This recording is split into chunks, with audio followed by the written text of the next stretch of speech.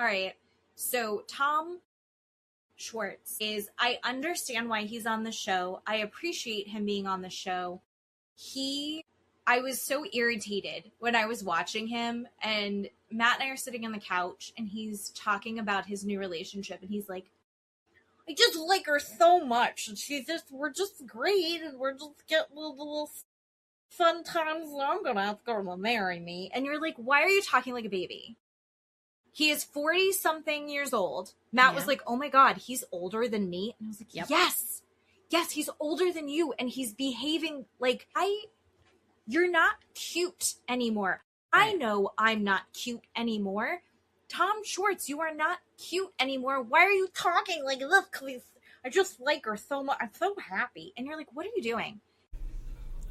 Listener discretion advised. Adult language and mature content.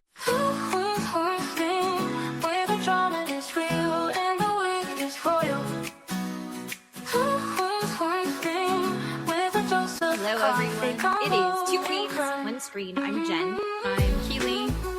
And we are talking reality TV. We are doing a shit sandwich again this week. We're going to do Boat Show, and then the Valley Reunion Part 2, and then we'll top it off with some maths. Married at First Sight. Yeah, buddy. And I think it's going to be a pretty good one this week. It is going to be so good. Based on our comments from last week, rage baiting people on the Facebook about Danny's looks, it's just going to get worse. People just buckle up. It's just going to get worse today. I would like to say my favorite responses to what we're saying, ideally, I want everyone to agree with me. And I realize that slowly but surely, that's just not going to happen. That's not in the cards for me. I do enjoy when people are like, stop body shaming Danny. We're not body shaming Danny. We're talking about how he looks odd on the couch.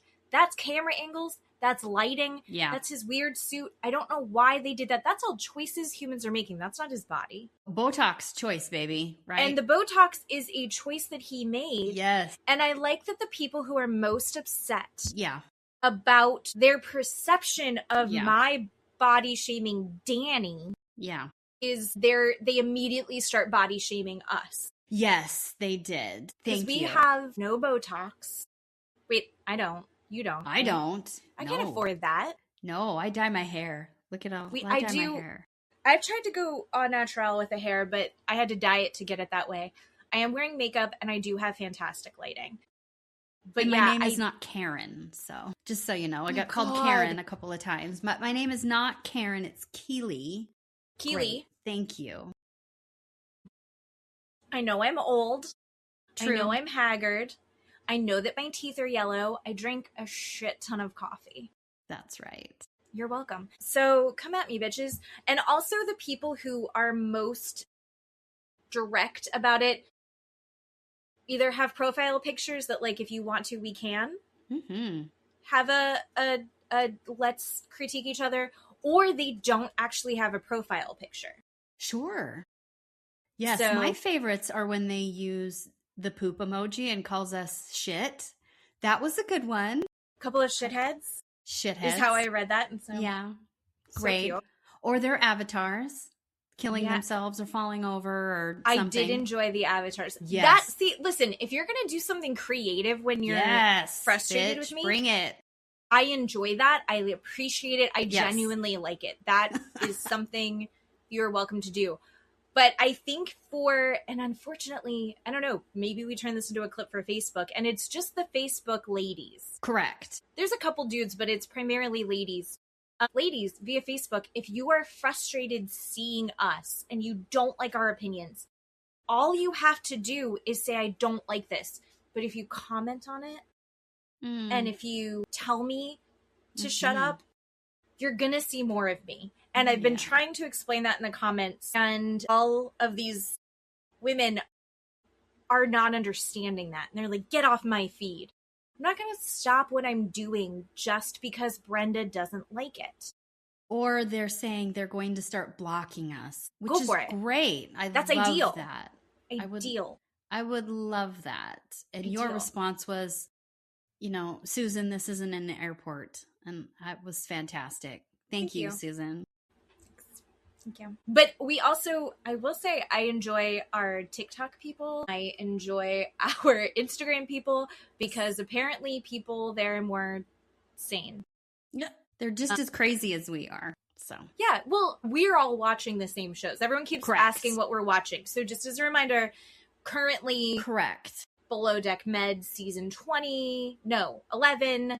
Yes. Married at First Sight season 20. Third season of The Valley. That's what we're watching. That's the shows. And I'll just keep telling you what show are we watching. That's what we're watching.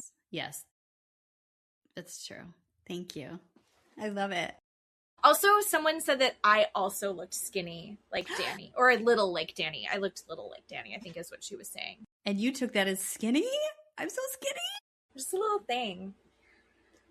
Ooh. Perfect. Addressing the comments, because like Kristen Doty, we live there. We do live in the comments.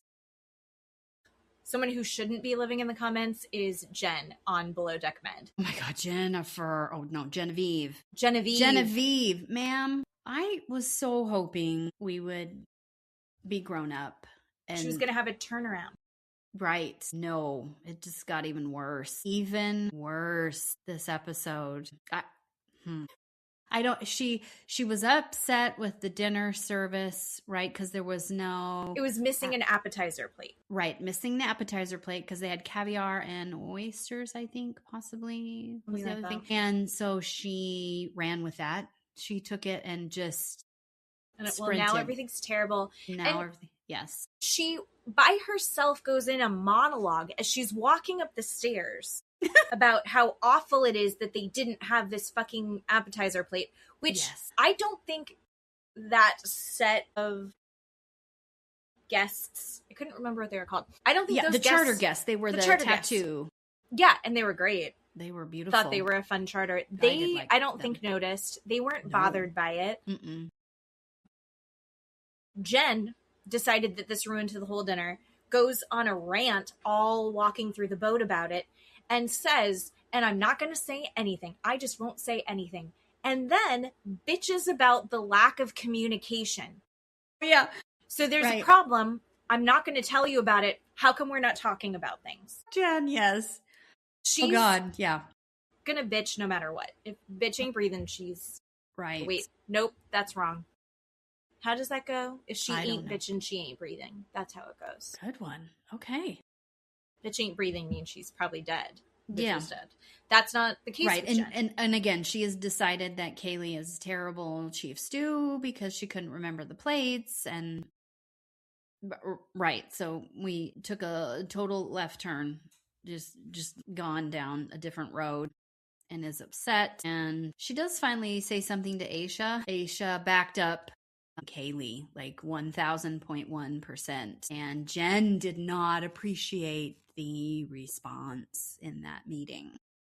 No, she did not. And then I was further perplexed by Jen when she goes on a rant about how she's not used to this management style, which Aesha is positive, supportive, and motivated, right? Like, it's all teamwork. Mm-hmm. And Jen is crying because no one has yelled at her and because people aren't hard enough on her. And that's what she's used to, because that's how you're going to...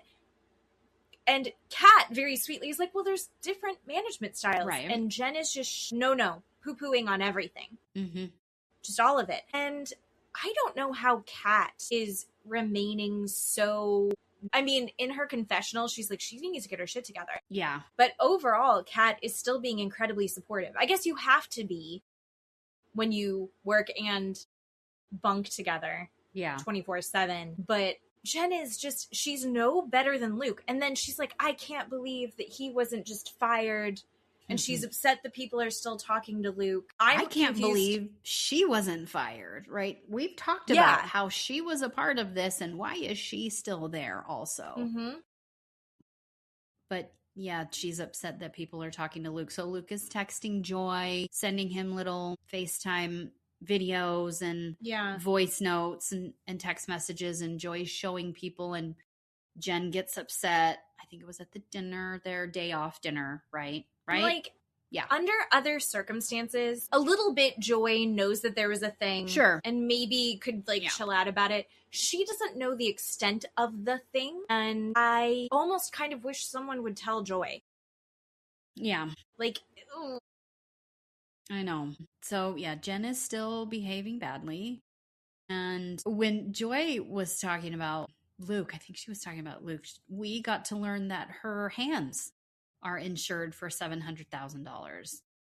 Thank you, Joy. I missed that. That's amazing. I wrote that down. Yeah, she said I insured my hands for $700,000. That's amazing. Good for you. Good for you. Awesome, Joy. I love her. She's so interesting and multifaceted and chic.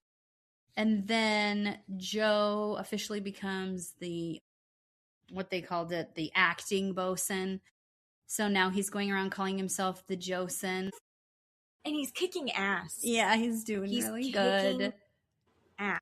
Yeah, doing really, really good. Yeah. Then we get into the garbage known as Cooper. Cooper. We are not handling things well. No. I hate saying it's because of his age. I'm on 100% the same team as you. He is treating Kat poorly, and she's what the fuck, not understanding. No. And at the dinner thing, right, they all go dancing after dinner, and he's dancing with, another person or whatever. While ignoring Kat. Yeah. While ignoring Kat, and she's upset about it, and he doesn't understand why, so they go and have a discussion about it, and he is That wasn't a discussion. It's not great. No, it wasn't a discussion. I 100% do not think that Cooper is a bad guy. No. I think everyone thought they were so cute. And you enjoy a cute couple, right? We love to see these things happen. Everyone is like, ooh, what's going on? Tell me about it. And it becomes like he felt like there was too much focus on him. And he panics and just totally withdraws. I think that if no one had really talked to him that much about it, I think it would have been fine. I think they would have continued and it would have been cutesy. I don't think Kat would have gotten as intense about it if they're so young and everyone was too chatty and too supportive.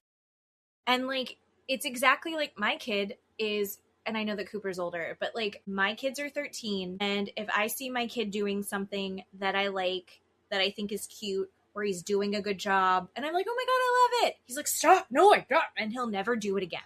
Yes. Right? And Cooper is in an advanced version of that. And I don't even really fault him. I just wish he was able to have a better conversation about it. But this is kind of like What's Her Face from last season, where I go, he's learning a lesson. This is something that he's going to learn from. Kat, I think, is the collateral in it, but it's also, this is a lesson she needs to go through for whatever reason. This is just what dating is when you're young and you're figuring things out and you're learning about yourself and you're learning about how you want relationships to work. And this one, he fucked up. But we don't learn from doing things right. We learn from fucking up. I've already forgiven Cooper, and I don't know that I have forgiven Cooper, only because, I'm sorry, they are in a group setting. They are in a group situation where they live and they work together. Just like a family where you live in the same house, you eat meals, you have holidays, you do things together. He is in a group setting. And if that group was not supportive, you and I would be going, they're not fucking supporting him. They're being dickheads. Why aren't they saying anything? And now you and I are saying they're supporting him too much. Fuck off. No. They are in a group setting. Cooper's being a little bitch. This is what's going to happen in a group setting, you little bitch. People are going to support you. People are going to talk to you about it. People are going to say, do you need anything?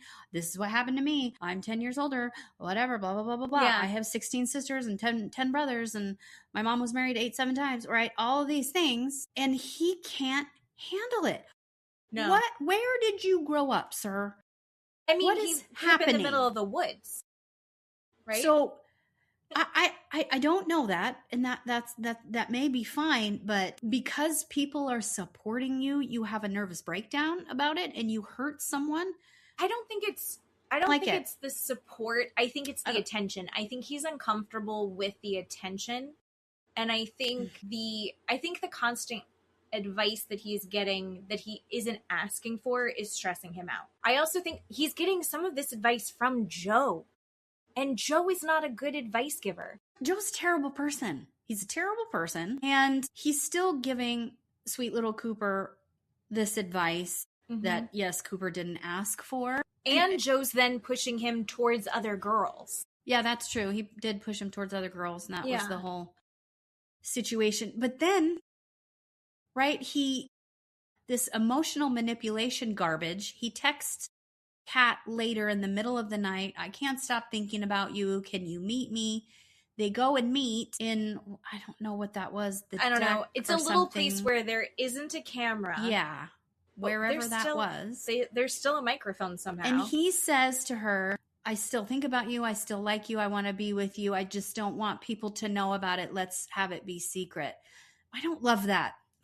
No, that is a gigantic red flag to me, no matter how sweet and innocent and living in a cave he is from. I'm upset about it. I don't like it. Yeah. If you like someone and you want to be with them, who gives a shit what everybody else thinks? And you're going to stand on a mountaintop and scream it and be like, this is the person I like. He doesn't feel like he's stand on top of a mountaintop yet. Like he's not there yet. And so why is he manipulating her and going, let's just have it a secret. I don't want you to be mad at me, but I don't know if I want to be with you, but I can't handle when you're upset at me. And this flip flop ping pong back and forth garbage, which us women love. No, we don't love it. Yeah. And he's even admitted, I don't know that I really want to be in this relationship. But then he tells her the opposite. I think he genuinely likes her. I think he wants things to be good. I think it also is a people pleaser-ness that he is. And by the way, I am in therapy about this. I believe, because I am a reformed people pleaser, or what is it called? Recovering people pleaser. Yeah. I believe people pleasing is manipulative, and I believe it is actually a control tactic. Yes, it is. I was just going to say that. I don't think it is a conscious thing that he is doing. I don't think he's thinking, I'm going to manipulate her to get what I want. I don't think he's doing that. I think he's trying to figure out a way to solve this to make everyone happy. Does he get to take accountability for what he's fucking doing? That's I think you're saying that, okay, I don't think he's doing it on purpose, but I love you, no offense. Now he's just going to keep doing it because of people. Right. I know you're not in his life. I know you're not his mother. I know you're not his sister, but people in his life going, he didn't do it consciously. He didn't do it consciously. And now we're 10 years later and we're still saying he didn't do it consciously. When is he going to take accountability for what he's doing? This is why I'm saying he's being a little bitch boy. Take accountability and say, I don't like you, Kat. I don't want to be around you. I don't want to do this. Right. I don't like you. Make a decision and fuck off. But he's not. I don't think he has made the decision yet. I don't think he has the maturity to know that he needs to make the decision yet. I think that and I'm not saying what he did is cool. I'm not saying I agree with it. I'm not saying that I think it's all going to work out. I think this sucks. I think it's hurtful to Kat. I think Kat is like, when in her confessional, she was like, at least now I know why he did it, but I don't love this. Kat is going to realize that this is like not where she wants it to be, and it's gonna come back at him, right? It just has, in the show, the conversation just happened. He's gonna be held accountable, if not next episode, next time he's on Watch What Happens Live. And again, I think he's fucking up, but I think it's like we all need to fuck up a couple times, and like there will be consequences that he's going to have to bear. I don't think he's a malicious guy. I think he's just fucking up because he's being stupid. That's what I think it is. And I think when we say stuff like that to people, it just enables them to continue to weaponize this incompetent behavior and never make a decision. No, I don't. What you're going to say, the answer is no. Go ahead. Okay, well, I'm going to say it anyway. I think we can say what you just did is wrong and not correct. Your actions aren't good. Like, this is, and there are consequences that you didn't consider all the way out. So we can say, like, you just fucked up. We expect you to do better going forward. And he's going to go, fuck, I'm sorry. Which I think he and Kat, I don't, what I've seen on social media, I don't think that they're in a relationship. Yeah, that's but right. I don't think they're in like a bad place. Right. I don't think it's black or white, like he's good or he's bad. I think it's like, you fucked up. You can't do this. And now you've hurt this person. And, like, you're not going to be able to be in a relationship with her down the line. Right. And it's going to color how people saw you behave.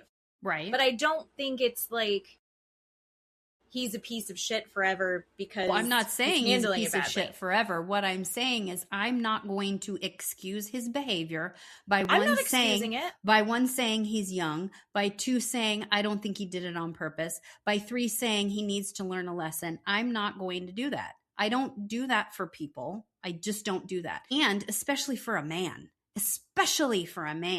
who's going to continue doing these things because women are so emotional. They want to know about feelings. They want to know the why, the where-to-fors, and men don't do that. Men don't do that.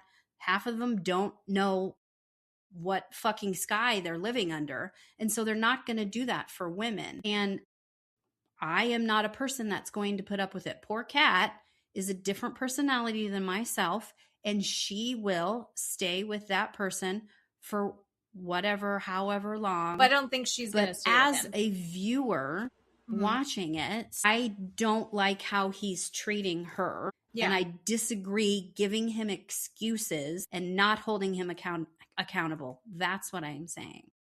Think I'm not holding him accountable. You're giving him excuses and not holding him accountable completely. You're saying he needs to learn. I think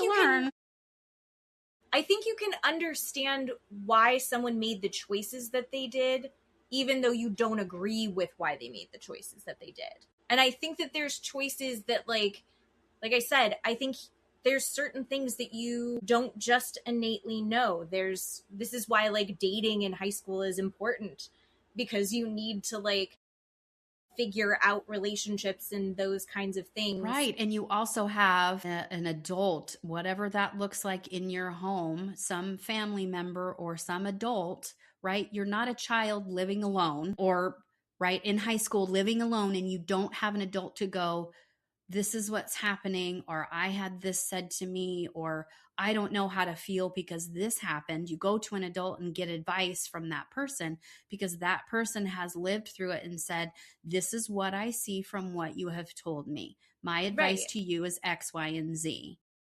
That is the difference. Kids just don't live alone, right? They just, right? We're not dating and we don't have an adult to go home and talk to about.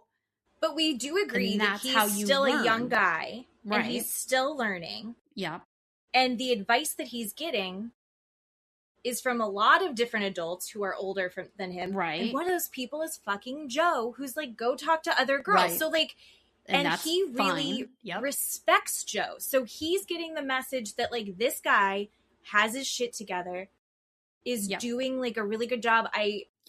And he's going, okay, I see that this guy is somebody I should look up to. Yep. And then Joe's giving him this advice, and he's like, yeah, I need to chill out, and I'm gonna go talk to other girls because Joe is telling me to go talk to other girls, and I need to keep my options open.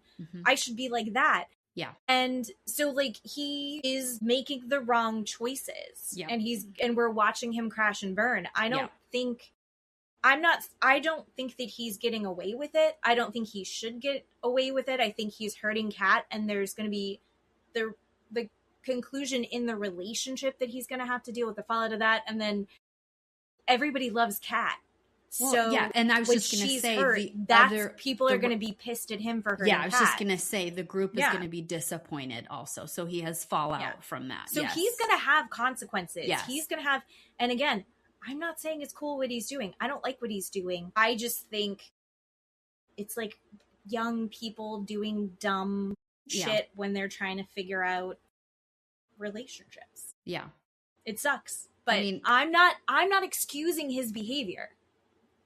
Okay. This is not okay, but he's going to deal with it. I just don't want you to be like, Jen thinks it's fine for him to be an asshole. I don't think it's fine for him to be an asshole. I never said that, Karen. Do you want to talk about Aesha and those fucking maracas? She would not when let them she down. was in the background, I don't even know. I don't have enough room in this office. God damn. She's like behind and she's like, I know. By herself. She's alone. She's alone. What am I? Because the vibes are so bad. Everybody is so unhappy. Uh-huh. Everybody is so uncomfortable with each other. Where did she get them? I missed the part where she steal them. Did somebody give them to her? I think she got them from the pirates. And can you imagine being Captain Sandy?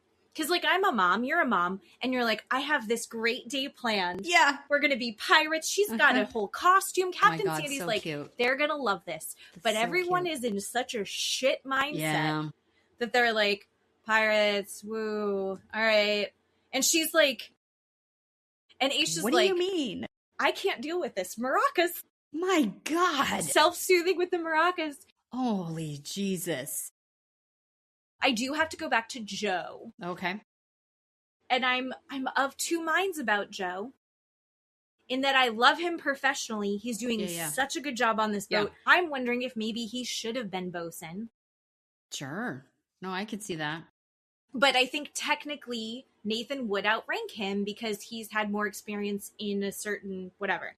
But Joe is doing such a good job with less people. He's so organized. His head's in it. And I'm not even saying that to fault Nathan. Nathan has a brand new baby at home. Nathan's stressed. He's in another country. His wife, girlfriend, baby mama is in another country. Yeah. She's feeling stressed. Like, I get why his mind isn't in it, but this job is one of those things that you have to be really focused. Yeah.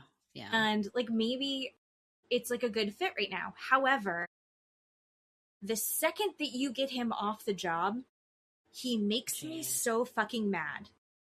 When he, like, announces to Kaylee that he is going to test her, and she's like, excuse the fuck out of me. Yeah. Why did he need to do that? Yep. It was this weird power thing. Yep. Where, like, she is a cool girl. She would have been fine if he had just walked over and talked to somebody. She wouldn't have been like, what is he doing? She probably would have talked to another person also, right? Or she would have been dancing with maracas with Aesha. Yeah. Like, I don't think that she would have really given a shit. Yep. But the fact that he wanted to do that, it was such a weird fucking power move of, like, she had no chance of winning. I think she handled it as well as she could. Yeah. But, like, if you are like, what the fuck are you doing? Then you are proving that you're not a cool girl and you're failing the test. Yep. If he goes and has the conversation and then you don't have a reaction to it, then, like, she fails either way in his She fails mind. either way. Yeah. And it was like he's sabotaging this like ideal scenario for no reason. Why did he do that? Right. To her, to himself, because now he's not getting laid. And I liked that she was like, I can't be bothered. She's like, I thought, like, you and I are friends who are going to fuck around. Yep. I can't be bothered. Love it. We're supposed to be friends. That's not how you treat a friend. Yes, queen. Yeah. So she was amazing. I love her. Will never. Well, when I'm married, but, like, I was never that cool. I would never have been that cool. I would have been crying in the bathroom, a mess. Jen and I 100% would have been together bitching 100%. about these terrible men. Yeah. No, I didn't handle it well either. No. Mm-mm. Yeah, Kaylee is wonderful. She did that really, really well. Oh my God. What did you think about the dinner in the sky thing? Holy shit. I'm afraid of heights. I probably would have cried. Yeah. Matt, I think it's a gimmick that, like, I don't mind heights. Yeah. Matt hates heights. But, like, what if you have to go to the bathroom? No, yeah, for sure. That was the only thing I thought about. It looked I think cool. it's cool. I like the idea of it, except for that it's like, then like the idea sounds fun until you get into like, I'm drinking and I'm eating and I want to go talk shit about the other people at the table. Yeah. So it seems like a lot of effort for not as much payoff, but the view was really cool. Yeah, but I don't know. There's a place in DC that is a restaurant that's up in the sky and it's like a giant circle and it just slowly rotates around so you get to see the entire skyline and like all the city and everything. And I think that would be more fun for me. Okay. So, disappointed on all the men in the boat. It is a very female heavy crew. And then we have our new deck crew coming in. Yes. Do you know Max? I don't know Max. And here's the thing. I think I do remotely, but I think because I do have a little bit of maybe false created memories about him, but I want to see him more to say, yes, I remember, or no, I don't know who this guy is. So I think I remember him. Yeah. He's like a Looney Tune. He's got a lot of energy. He's a big character, big personality, but then he also gets into weird like power struggles with Nathan. Right. Lord. So I'm wondering how that's going to go, because the last time Joe is an asshole to girls every season and fucks up. So far his fuck up is just what just happened with Kaylee. But then when Max, I'm doing these long pauses because I can't think. So Max on his last season, there was a gorgeous, gorgeous girl and he was all about her and he treated her really well the whole season. Okay. And then you had Max right next to Joe being a dickhead. So I don't really remember if Max and Joe, what their dynamic is. I just remember that Max wasn't listening and following directions to Nathan, and Nathan is really into the hierarchy. And his management style is that. Yeah. Whereas Aesha's is not. So maybe Jen should work for Nathan. Oh, gotcha. I don't know.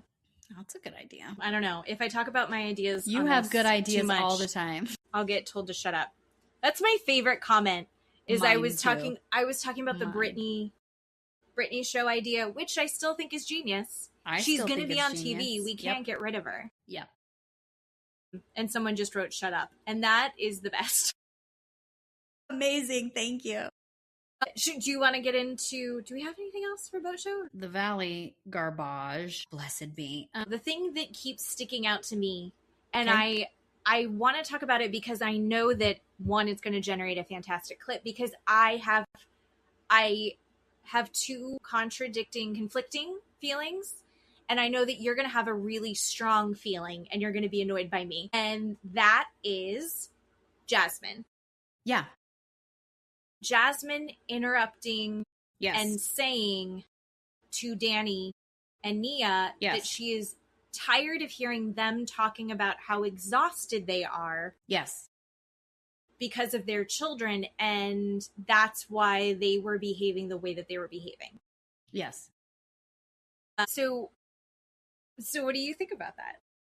I'm 1,000% on her side. I think she is 100% correct. As a person who has children, as a person who has an active child in the house right now that I'm attempting to raise, as a person who has grandchildren, right? She 100% is correct. And why can't she bring it up? I don't know why people are upset that she brought it up.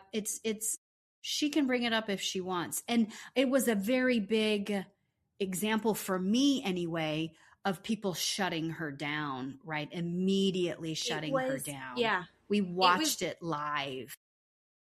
I will tell you, when I first heard her say that, I had the opposite reaction. Okay.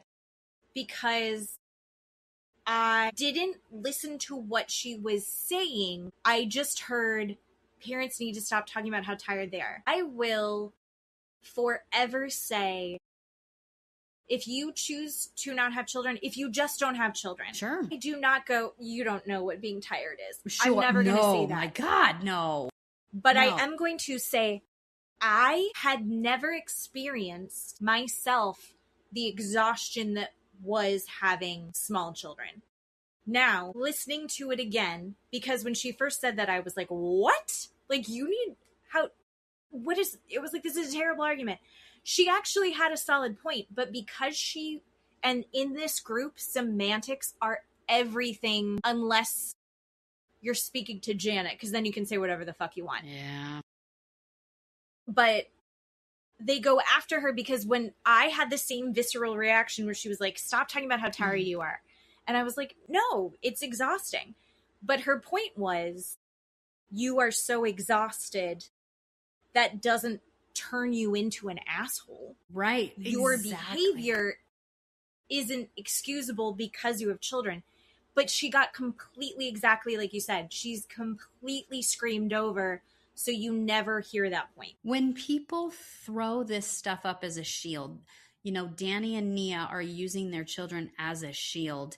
And I said it last week. I am done feeling bad for Kristen and her postpartum. And she throws that shit up as a shield also. And I'm done feeling sorry for them. And Danny and Nia, Jasmine was absolutely correct. You don't get to do that. You don't get to blame the children that you created, that you're walking around telling everyone, including your wife, we need to have 5 under 5, right? 4 under 4, all this shit. You are actively wanting to have babies, talking about having sex with your wife to have babies.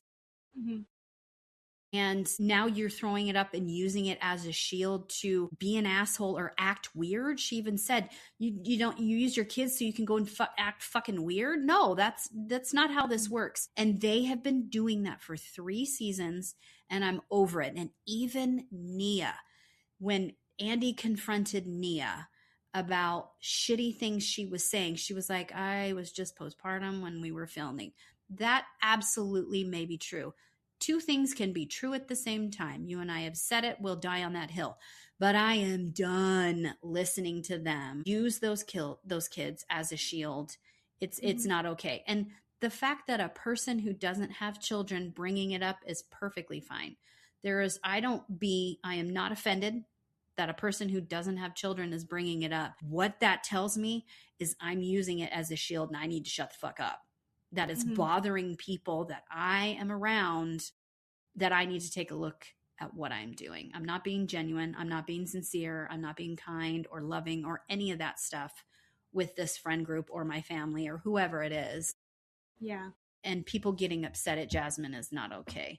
No, it sucks because I heard exactly what Danny and Nia and Luke jumped on in response to her. That's how I heard it first as well. And I was like, come on. And then I rewatched it and I was like, no, she didn't get the words never out in a way because she didn't get the chance to get the whole sentence out. Never once has Brittany or Lala said, oh my God, my life is a fucking dumpster fire because my son Cruz has autism and I have to now create a sensory room in the house because my son has autism. I had to spend $10,000 on this sensory room because my son has autism. Lala went and had a pregnancy without a partner on purpose, intentional, on her own, to have a child alone. Not once have we heard her go, this sucks having 2 kids. I should have never done it. I'm so fucking tired. I don't know what I'm doing, and treated people poorly. Neither of them have done that. No. And that's the context you need to look at when someone is saying it, right? There are other people in the group who have children who have never done that. Never. It's exactly like the drinking thing. It's exactly like Right. I don't scream horrible things at my husband when I'm drinking, right? I don't play grab ass when I'm drinking with people who, because like there's people that like it, but I know who likes it and who doesn't. I'm not suddenly going to be grabbing all over people who I'm not invited to. Right. Just because I'm drinking, like, oh, I didn't. So it's the same thing with, like, I mean, I don't know if anyone else gets their feed of like people being drunk in public and they're getting arrested and they're screaming horrific racial things, right, or that they're gonna, you know, do awful things to girls, or that they're gonna beat somebody's ass. Like, that's not a normal thing to do. And chances are you're doing it because that's who you are, right, not because alcohol doesn't suddenly turn on a racist button in your head. right. It gets rid of the filter for the thing that's already in there. Right. So Daniel being a creep and treating Mia poorly and treating Lala poorly, right, when he's drunk, right? Being a misogynist. Yeah. Mm-hmm. Danny is a misogynist. Mm-hmm. Yep. And there's just no way around it. I genuinely just feel like, yeah, you can't use your kids as like, I'm really tired, so I said horrific things. I'm really tired because I have children, so I was inappropriate in public. No. They have called Zach out for you know, being blackout drunk and saying horrific things. They have done that and have not allowed him to go, well, I was blackout drunk, because he tried to. He's like, I was drunk. I didn't know what I was saying. And they're like, fuck you. You don't get to do that. And now all of a sudden they all get to do these things because they have kids. Because they have kids. No. Well, and I also don't think that Zach has really taken responsibility for himself when he's blackout drunk, because he still goes, well, you know that I say crazy things when I'm drunk. He still does that. That's a whole other thing. But yeah, and I don't think it's excusable. I think, listen, you and I say some hyperbolic shit. Yep. You and I kind of like get on a roll, but I'm not crossing a line to say that it's okay for me to do something awful and not have any consequences because I have children. God, no. No. I was so tired. God. And the fact that they're like, I don't know. There's something really gross. And I think Jasmine's point, the message is so good. She wasn't able to express it the right way. Because they shut her down. Because she is who she is. Right? Yeah. That's it. Yeah. That's it. But anyway, so I was like, I don't know. She's either going to totally support Jasmine, or she's going to be like, Jasmine, don't talk about being tired until you have kids. Because I had both reactions. Okay. So I was just I knew exactly what was going to happen. She was whispering that to Tom. I don't know if you heard that part. And so I knew what she was trying to say, because they showed her the two of them whispering about it. I don't remember what Tom's reaction was, or if he just listened. But so I knew what was going to happen. So I was like, okay, this is what she's going to attempt to do. Yeah.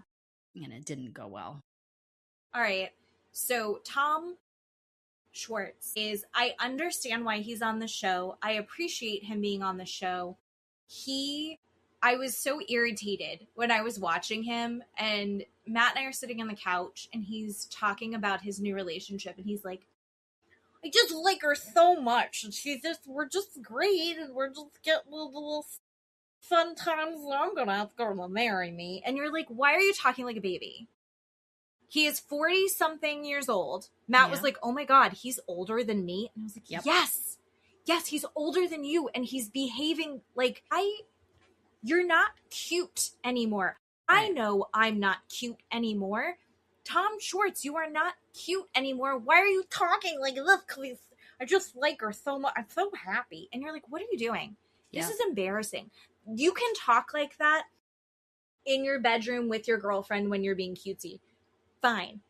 Don't bring that out to us. I'm not part of, what is it called when you're like, I don't consent to being part of this kink that you're displaying in public? Right. Yeah. That's how I felt in that moment. Yeah. And I will kink shame that, because I didn't consent to that bullshit. Get it, girl. Thank you. I'm surprised watching whatever's happening, because you are a huge Schwartz fan. No, I'm not. Matt is a huge... I am not a huge Schwartz fan. I've always thought he was kind of repugnant and annoying, and why do people baby him, and why do people enable him, and how does he get away with stuff like this? And, you know, he really wasn't great on Vanderpump, you know. Anyway. No, he was bad to Katie. He was awful to Katie. So I've never really liked him. I do like him on the show or added to the friend group, but no, I'm There's a reason. It's like, remember when Joey from Friends got a whole show? Yes. It's like Tom Schwartz will never get a whole show. Like, and there's a reason for it. We're not supposed to see him all the time. Yep. And then he proves why on the reunion. Correct. Right. I just know. Yeah. They talked about him and Michelle for a second. And she's like, he's so adorable. And you could even see her, like, she doesn't even really believe what she's saying. Yeah. She's just like, yep. That was never going to happen. Speaking of Michelle and Lacey. Okay. The Lacey-Michelle shit. Damn, yep. Continues. That should be, I thought it was squashed. I thought they were going to move forward in a great way. But I think Lacey is with Jesse all the time. So, like, it's all going to be skewed. And I think Lacey is just not the person to try and mediate any of what goes on between them. Yeah. To have an opinion about what anything goes on between them. Yeah. Go be the girlfriend. Go be his girlfriend. Be his fiance. Yeah. You don't get to have a feeling about how Michelle is moving. Because she's not putting her daughter in danger. I didn't She's a good mom.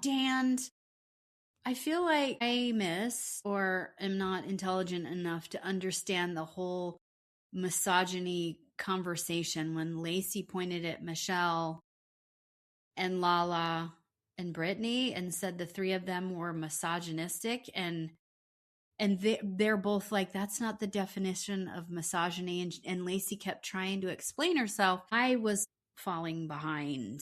I couldn't follow. I didn't know if you could interpret for me. It's wrong. It's a logical fallacy. Okay. She was trying to say that because she's a woman, she doesn't have an inherent value to him beyond her money. That's not misogyny. That's not how patriarchy works. That's right. not... These women aren't irritated at you because you have money. I don't... Okay. Great. And did she have money before her divorce? I know that she's an angel investor, and maybe, I know that she's a philanthropist. Did that come before she was married? Okay. I'm genuinely curious about that. Okay. I was so ride or die for Lacey. Okay. After this season. Me too. And now I'm just like, what the fuck are you doing? Yeah. Like, you're adding to this. Yeah, it's super disappointing. Yes. Yeah. Not good. And I'm not saying that Michelle has moved through this perfectly gracefully. Nope. Of course not. We've seen her scream and yell and be nasty.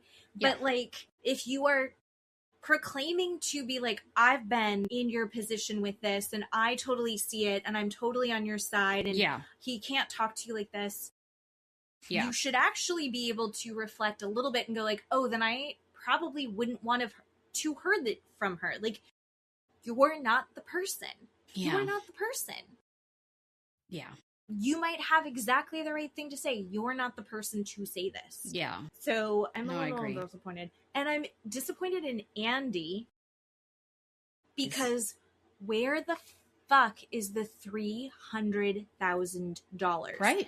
Jesse's sitting there yelling out, she's lying, she's lying, that's not true, I didn't know. Yep. Then prove it. Yeah. I agree. Want to see that. And we're getting pressed about why so-and-so said a specific thing or why so-and-so needs to apologize and blah, blah, blah. This is cut and dry. Yes. Where is the money? Why does he get to call Michelle a liar, but then have no proof behind it? And so it's like out there in the ether. What? What is going on? I agree. What the fuck are you doing, Andy? Yeah. And then Andy's throwing these softball questions over to Nia for her to give her, like, very well-rehearsed answers to. Yep. You know, he supports me in these ways. Like, this is why there are times that are hard, and we were very tired and in the thick of it, which we are 100% ready to give you grace for. I haven't had 3 kids. I've had 2, and it's intense. Yeah. She had 3, now she has 4. I'm totally willing to give her that. But some of how they're moving, I think, needs to be called into question. And we're not allowed to say, like, what you're doing is fucked up. And having children is not an excuse to be fucked up in this way. Right. The way that you're presenting things doesn't match reality. Yeah. The way that you're talking to people, and I think she's being manipulative behind the scenes, and none of that's getting called out the same way that it's getting called out on everyone else. Yes, 100%. But Brittany's like, you just called me a liar, and that's not okay. Yep. This is shitty. And we didn't really return to that in a real way. Right. No, I agree. Kristen continuing to not take accountability for any of it. Right. Yeah. I was just going to say when they were, Nia was doing her rehearsed response about, how great of a husband Danny is that when, I think it was when Andy asked Danny if he had watched back, right, that pageant part. And Danny said, yeah, that was a nightmare. That was shameful. How I spoke to my wife. And then was it Lala that brought up if it was a man that came and asked you that whole thing, would you have reacted the same? And he was like, no, of course not. I think God. I actually didn't hate his response to that because he doesn't feel like Lala. He doesn't know Lala. I don't know you. If somebody that he knew, like Kristen was like, what if I said it? And he's like, yeah, I would have heard it differently if you said it because they know their marriage. I'm not like, that's one of those things where it's like, do I think it's actually because Lala's a woman? Yeah. But I think in his mind, there's reasons. I think it's one, he didn't know her, and then also that she's a woman, and he's only going to acknowledge that it's. Yeah, but when you say he doesn't know her, in my mind, that's literally he just met her that day, and they have known each other for years. She's was on and off the show before this. Yeah, they've been in this friend circle for years. So when you say he doesn't know her, and he says, "Well, I don't know you. Why would I?" I'm not going to listen to what you're saying. I don't know that I like that or agree with that. He does know her because he's not BFF with her because, right, Kristen and Luke are so far up his dark, dirty asshole that he's going to believe everything that she says. No, I don't like that response. I don't know you, so I'm not going to believe you. Well, but Lala was making a point that if it was somebody else, he would have believed them just because it was her. He doesn't like her. He doesn't like her. Let's just say that. He doesn't like her. Not that he doesn't know her. He doesn't think that would have been a more correct response. Like if he was sober I think he would have reacted in a very similar way to her. If she was like, what? Because we've seen him sober be a dick to his wife. Remember when she was on the train and just trying to eat a fucking sandwich? Yeah, he was sober then. So if somebody had said something to him then, I think he would have. I think people did try to say stuff to him then. Yeah, I think he would have had the exact same reaction. To if she had said it to him then, he would have responded to her just as awful. If one of the other guys had said something to him then, I think he would have started doing a character voice and brushed past it and then continued to be a dick to his wife. Yeah. I think that's just who he is. No, agree. And I'm saying that not because I know their marriage. I'm saying that based on the information that they have displayed for us. Correct. That is correct. I'm saying that based on what we are actively seeing all of the time on this show. Yeah. The point is he's a bad person. Yeah. Are we supposed to pretend that we don't know at his marriage? I bet at home he's so nice to her. Right. Because they've said that. And by the way, her when I can't see things clearly for myself, he will figure out the ways that I need to support myself. Like, I need to move my body, and what do I need nutritionally? So he's putting her on a diet and making her exercise when she's feeling overwhelmed. You betcha. 100%, those are things that you need to take care of yourself. But those are the two focuses when she's in a fog. He's like, here's what you should start, cooking yourself chicken breasts and green beans and maybe go for a run. Strap the baby on you though, because I'm going to go get a coffee. Right. Right? Like, I didn't hear his support of her as real support.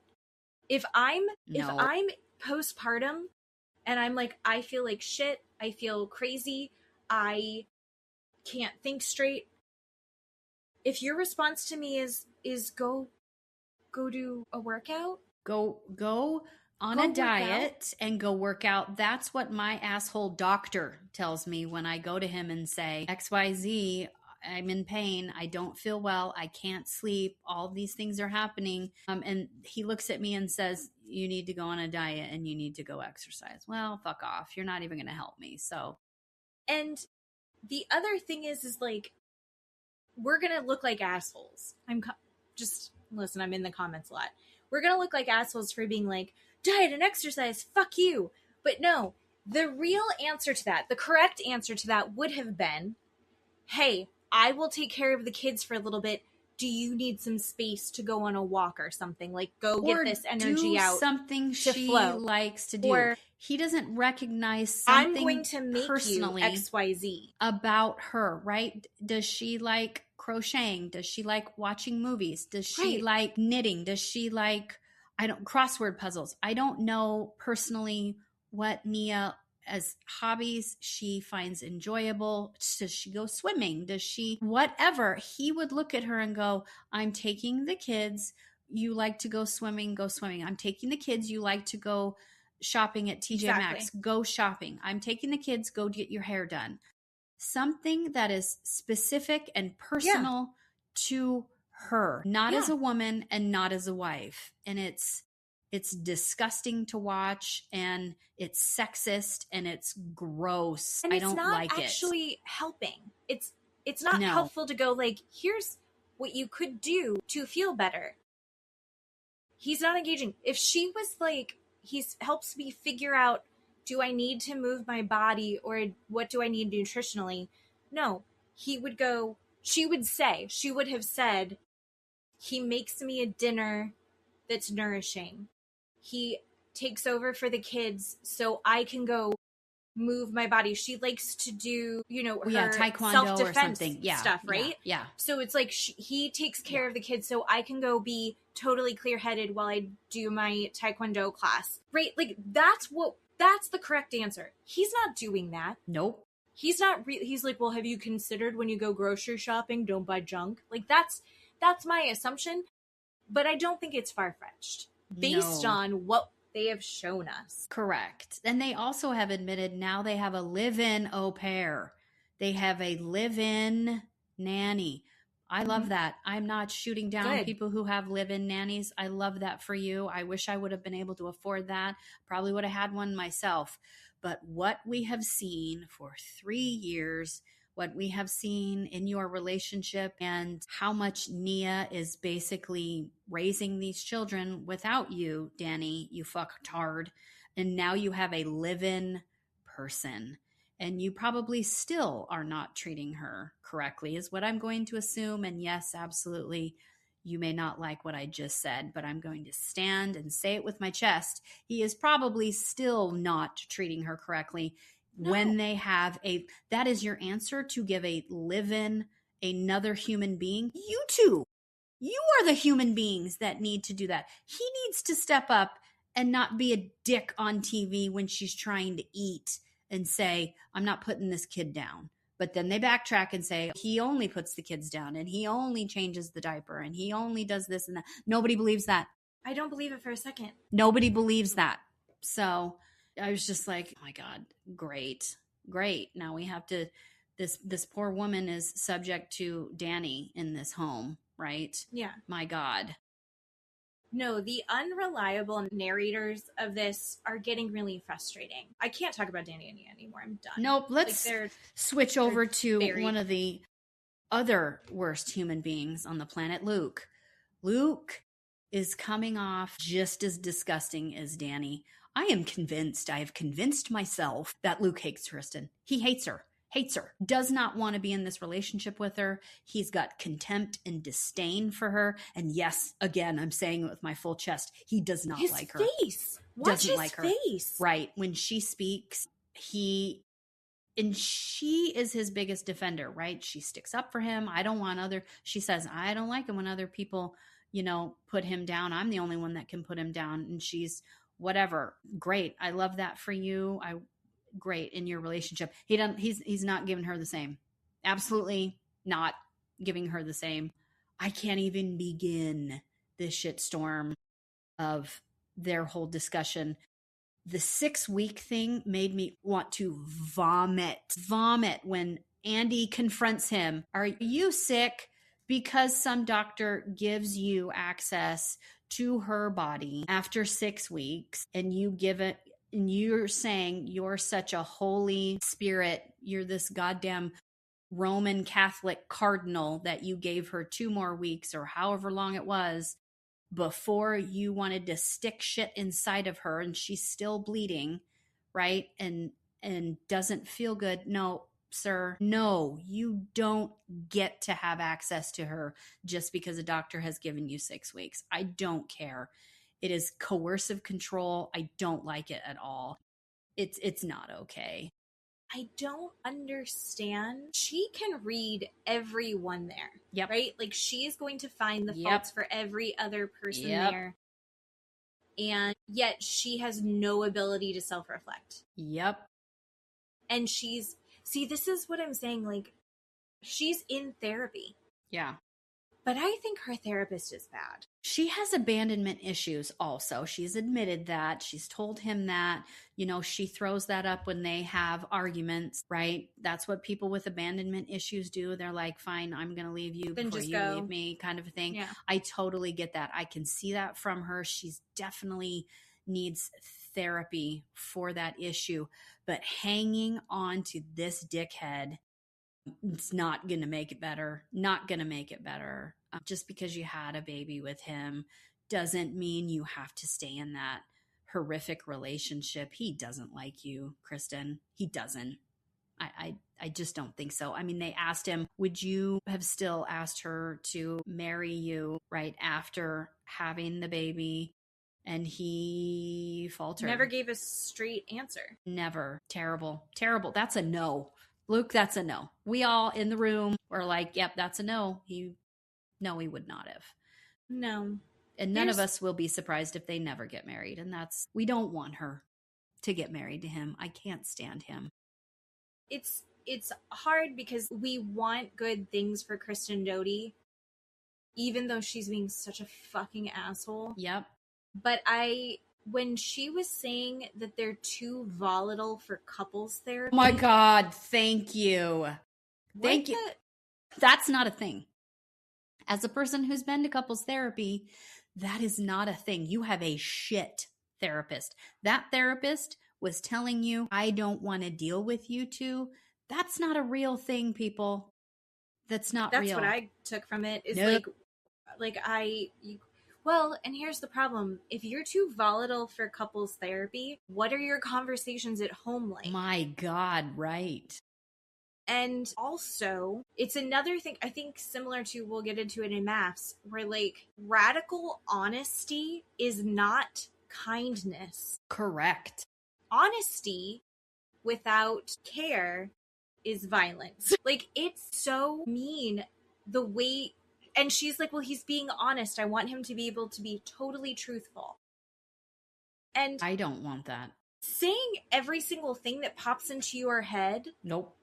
Is not kind. Because it's like, well, in that moment, I wanted pregnant Kristen to be in a coffin. I'm moving the words around wrong. But he hated her pregnant. Yep. He did not like her pregnant. He said he wanted the pregnant version of her to be buried in a coffin. That is something he actually said. That's fucking insane. Why would you say that out loud? That is an inside thought. And if you're having that as an inside thought, you say it out loud in your individual therapy so that you hopefully don't kill her. Yes. Have you seen the bit that's going around, I think it's TikTok right now, where the woman like turned to her husband or fiance and she was like, hey, if you ever decide that you don't want to be in this relationship anymore, just leave. Please don't kill me. You can leave. Just, I don't need you to kill me. And then he left. like the next week he broke up with her. No, I didn't see that. I've never even heard of that video. Yeah, and all Holy the shit. comments are like, holy shit, he was gonna kill you. Holy shit, yep. Right? And I'm not trying to be like Janet with like comparing him to a serial killer, but holy shit. Doesn't that, I mean, he has said that he hated who she was when she was pregnant. He didn't really support her through a lot of this. He saw himself as the victim. Oh my God, the women in our comments who are like, if you don't understand what's going on with your body during pregnancy, imagine how hard it is for him. That's fucking laughable. And he lives in that mindset where he was like, this is really hard for me. That's insane to me. That's fucking insane. Yeah. Another, to my point that he doesn't like her, the Watch What Happens Live, when Andy had invited the two of them to show up together. And he said, I'm not showing up if she comes. I don't want her. If she comes, I'm not showing up. And then he clarified about the baby, right? They didn't want to bring the baby because their nanny was busy and they couldn't bring the baby. So Kristen said I was going to get Luke's mom. I think it was Luke's mom or her mom. Anybody, somebody's mom. Luke's mom to babysit Kaya. And Luke was like, no, I don't want to deal with, he said this word, I don't want to deal with this. He called his baby this, right? And then he backtracks and says, I don't want to take her across 3 time zones. And then her sleeping is all off. That's valid? Not it. That's not what he was talking about, though. But he knew you're it. 100% right. And he was backtracking. Yes. After, yes. And then he said, Kristen tells me, fine, we won't take the baby, but I'm just going to stay in the hotel room the whole time. And Luke's like, and she said, we can't do what I want to do. We all know what that is. You want to fuck her. And she's like, I'm not interested in fucking in this hotel room. And he was like, I don't want her there. Insane. See, Insane. I heard it slightly differently, but basically in the end, we're ending up in the same place where she was like, I just want to be in the hotel room. Oh my God, we can just relax and have quiet and not be needed by anything. And we can just enjoy time together. And he's like, I want to go out to restaurants and I want to go see friends and I want to go drinking. Him wanting to go out drinking, him wanting to go do all of the things that aren't having a significant other and a child. Yep.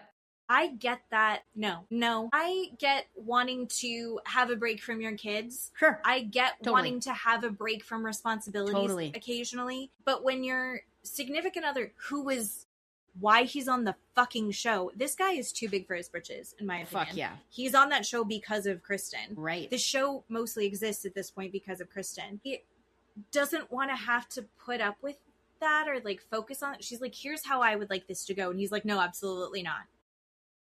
And then the other thing is like, he keeps talking about like Kristen hates that he sleeps out on the couch. And it's like, and that is, what is it called? Like a representation of like, oh, so-and-so slept on the couch because they got into a fight again, not allowed back in bed or doesn't want to be in bed. Yeah. And then he says it's like, no, because I stayed out there and I watched a movie and Tom Schwartz, who has no fucking idea what he's talking about. He's just sitting around trying to placate everybody. Yeah. He's like, yeah, that's the best. I love it. I love falling asleep to a movie out on the couch. Fuck you, Tom. Yeah. Shut your mouth. And it's like, no, he fell asleep out on the couch, which then again makes Kristen completely responsible for the child. Yeah. It's a trigger for her. It's a trigger for her. And she admitted that. She's like, he slept on the couch when I was pregnant.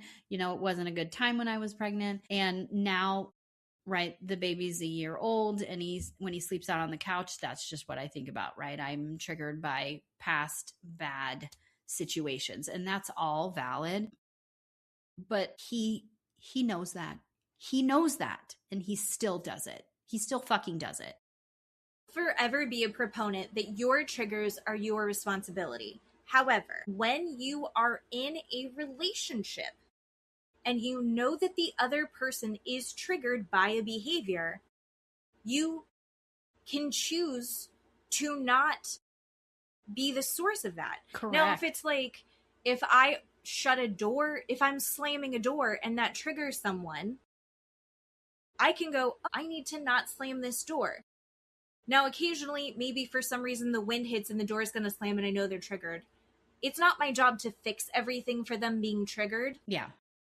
Matt doesn't care about slamming doors. It's not my job to satiate whatever freak out that they're having. Yeah. Be like, oops, that was sorry. That's the other person's job to go like, oh God, I'm triggered. I see it's the person that I care about.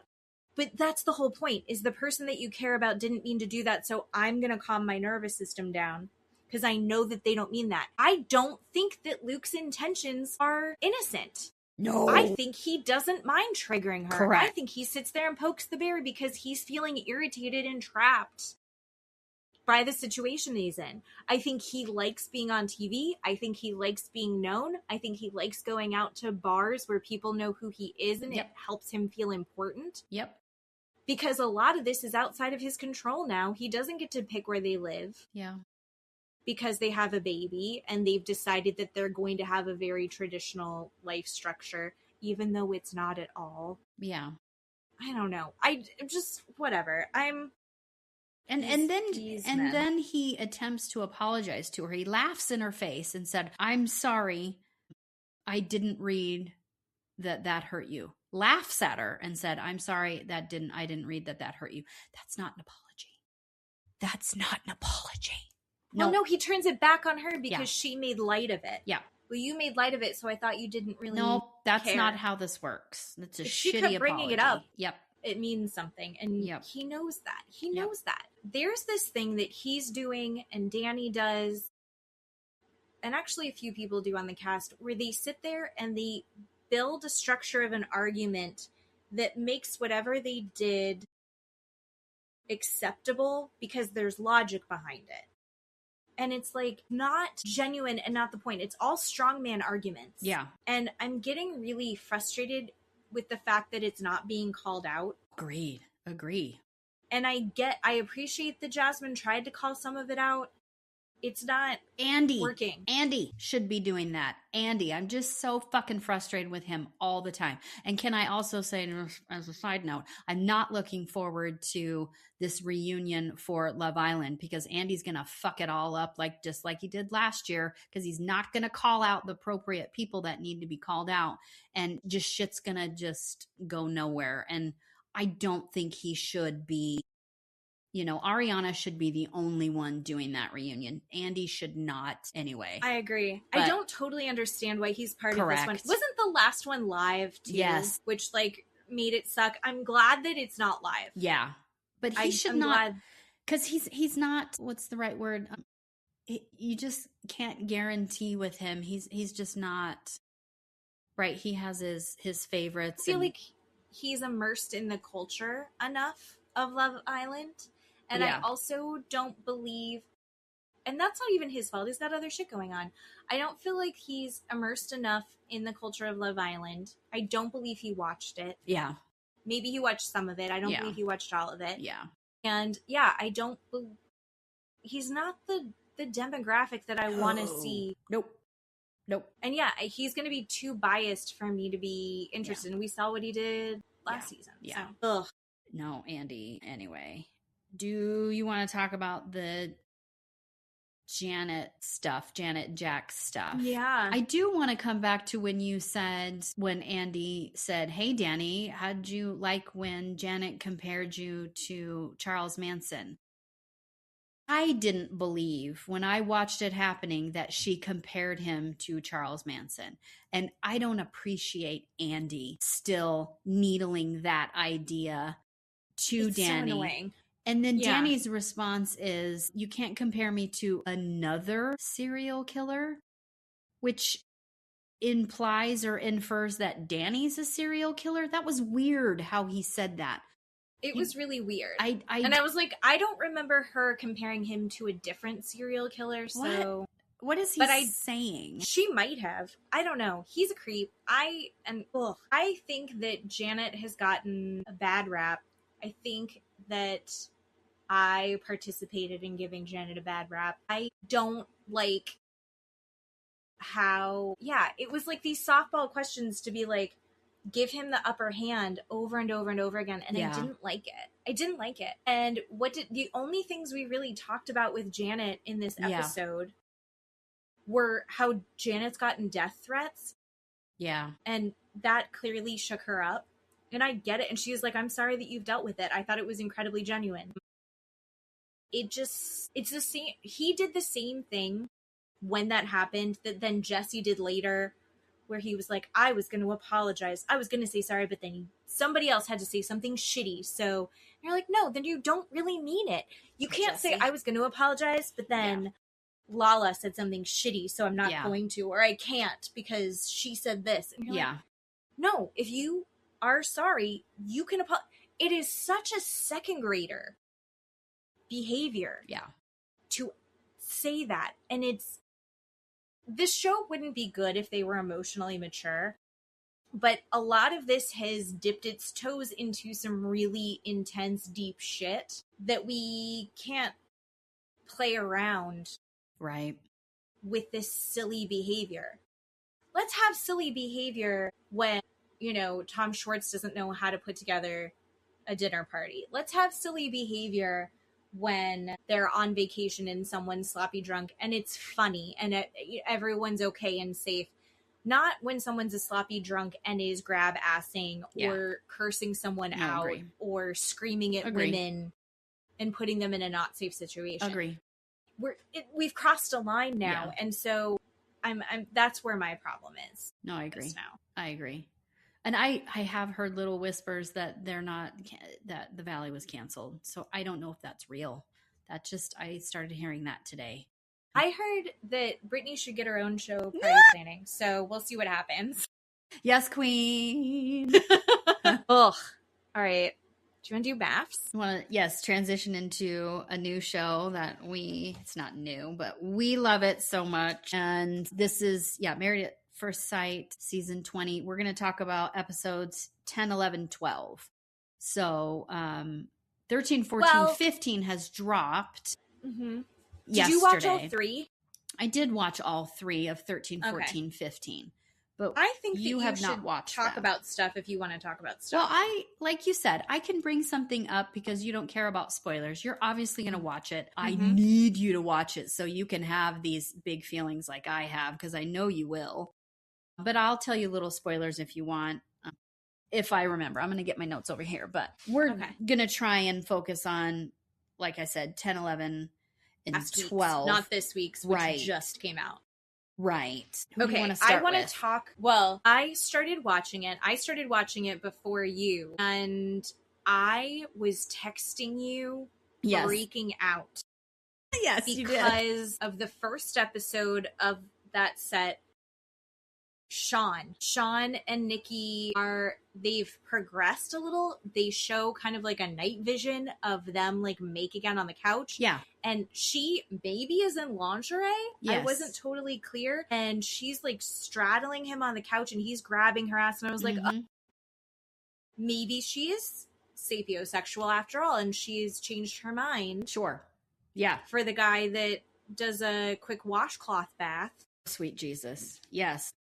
She's changed her mind and she is attracted to him. Like things have progressed. Yes. And then they show, I don't know if it was the next day or a couple days later, and his conversation with her, I was freaking out. I was genuinely screaming. My son came in and went, "What?" And I was like, I can't explain. Just get out of the right room now. I can't talk to you about this. I'm having big feelings. And I was like rewinding stuff and making Matt watch it. And I had to rewatch things. And I was like, is this what I'm seeing? Yes. And so he basically, and I think it's a problem with both of them, is that they are approaching this relationship in such a almost detached, professional way. Like they're doing everything in therapy speak. Yes. They're doing everything as a negotiation. Or academic speech, right? Very academic. Yeah. That's the word. It's academic. Yeah. And they're both trying to be the most intelligent, intellectual, correct one. Correct. And so he's like, but then he starts, as he's saying it, under the guise of this energy, this vibe, he's saying some of the weirdest fucking shit. Right. So he's like, we have a really good night. I find myself feeling really, I don't think he said aroused, but like, he's like, oh, I have this like need. Desire. He said desire. He said desire. Right. That's a nice word. That's fine. So he says desire. Yeah. And he's like, do you think we could participate in maybe like a mutual masturbation? Yes. Which I believe in informed consent. I believe in having open conversations about your sexual relationship with your partner. You believe in excited consent also, right? I have enthusiastic consent. Yes. Mm-hmm. And he didn't seem enthusiastic about it. He was like, by the way, we need to pay the water bill. So next time we see it, could you pay the water bill? Like, that's the vibe that I got from him. As like, this is a chore that must be taken care of. And then he takes it a step further. And he's like, that is one of the, like, he doesn't say wifely duties. That is not what he said. Hold on. But he damn near close did. Let me see. What he said was, he wants to have mutual masturbation, or he wants to porn for release. And I thought he was saying, I haven't participated in that, and you don't want me to do that, right? I'm a married man. I have been not doing that. She's like, oh, you've been like saving it up or something. Yeah. Like you haven't. And then he's like, yeah, aren't you so proud of me for not doing that? Yes. And then he says, and all of this would be, I wrote it down, as a part of being my wife. Mm-hmm. That's exactly what he said, as a part of being my wife. Mm-hmm. And she said, no, thank you. No, thank you. I'm not there yet. No, and she's not saying no, never. Right. But she was like, she even was open to, she was so calm. Yeah. Even though it was very startling, her response was so measured back to him. And she was like, well, maybe we could both just take care of ourselves. And he was like, no. He's like, I am married. This is how I read it.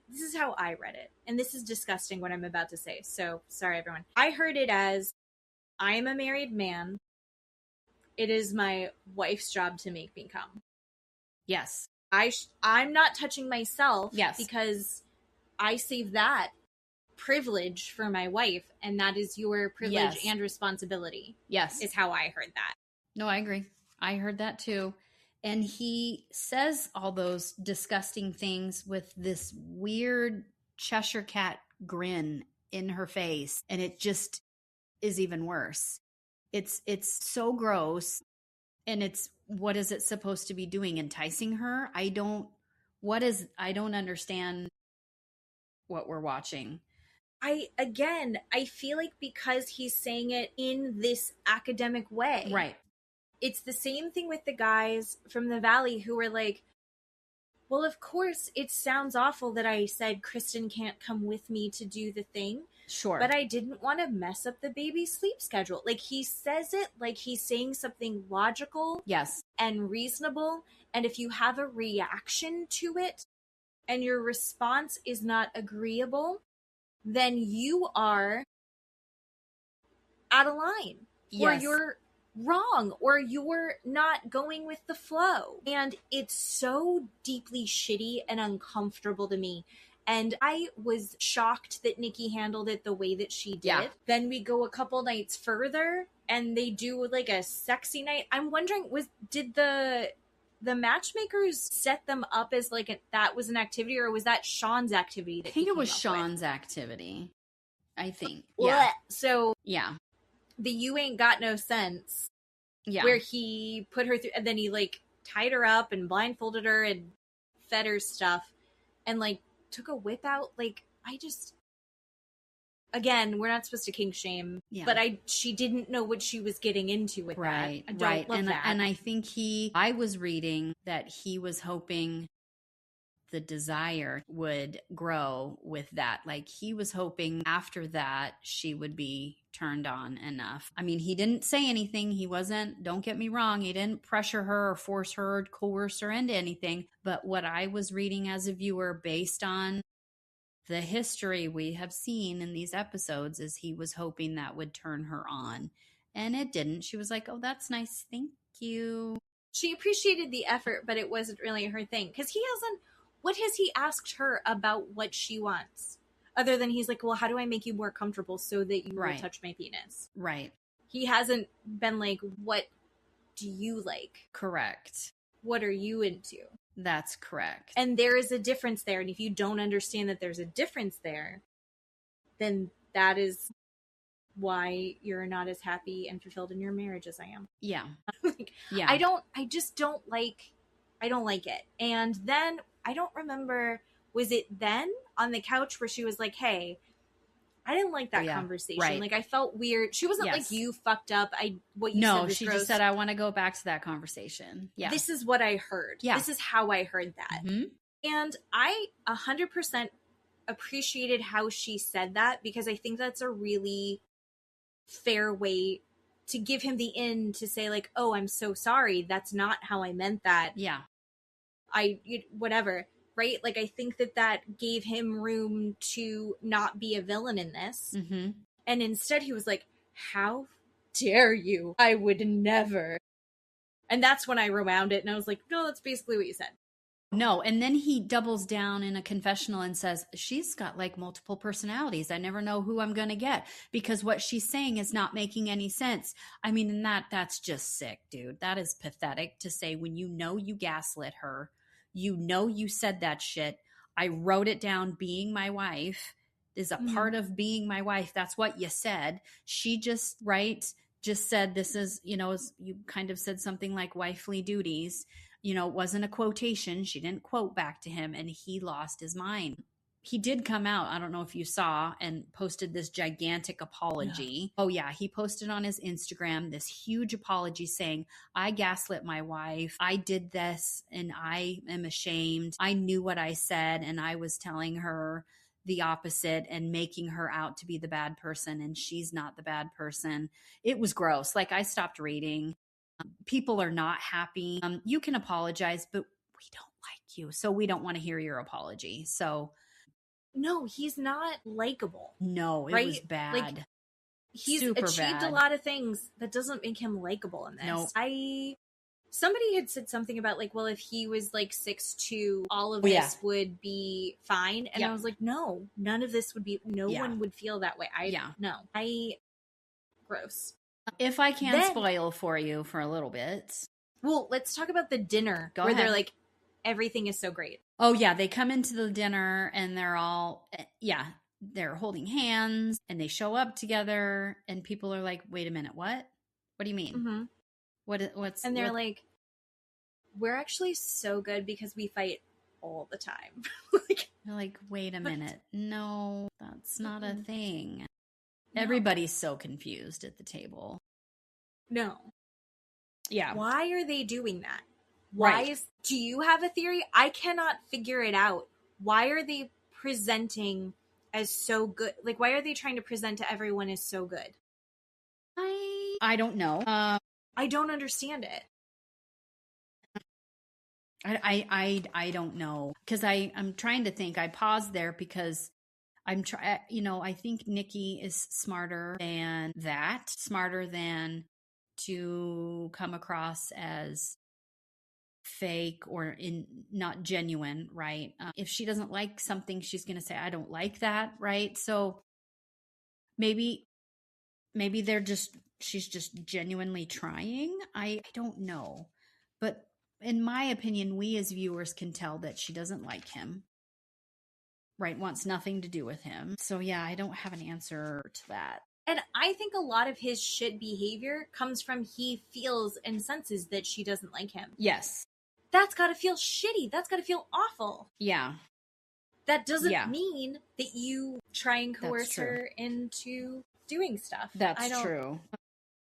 If you are under 18, this podcast is not for you. Right. We do have a disclaimer. I guess it's a late disclaimer. Oh no, we put it in the beginning. We do. We put it in the beginning. Yeah. So that part had me freaking out. Yeah, it was really upsetting. They did see each other's house, right? They drove a couple hours to see her apartment and then went to see his apartment, which I don't know why. I'm not the only one that thought that the apartment they're currently living in was his. I must have missed a step or missed a couple minutes where they didn't say it was his, but I just thought that the one they were living in was his, but they went to see each other's apartment. And then almost he was, God, how do I say it? Like, there was this who's bougier than the other kind of person. And we're like, we just saw your apartment. You're in competition? What's happening? What? And he was like, oh, she's bougie, but I'm also very bougie. What? And I was like, I just saw your apartment. It's gross. That looks like it belongs to like a 27-year-old single guy. Like you have a gamer chair in your living room at your desk. There's no real style or decoration in it. Yeah. Hers is so chic. Yeah. Which And is what like, you would expect from her. Yeah. Yeah. It fit her really well. I'm going to be honest, I expected his to be more like bookshelves and dark wood and like heavier furniture. Really? Like just like a library, you know? Or like, I don't know. I expected a lot more from him. Okay. And I just felt like his was just like a whatever apartment. I was underwhelmed by him. Yeah. No, agree. Yeah. Okay, so now do a spoiler. Well, I was just gonna say just a teeny tiny spoiler for the episodes 13, 14, 15. They go on another cute little date, and then it's kind of funny. She takes him to a place that you can make your own scented soaps, which is funny. So I don't think he picked up on that. So they pick their scents out, make a soap, right, and have a very cute time, and it's fine.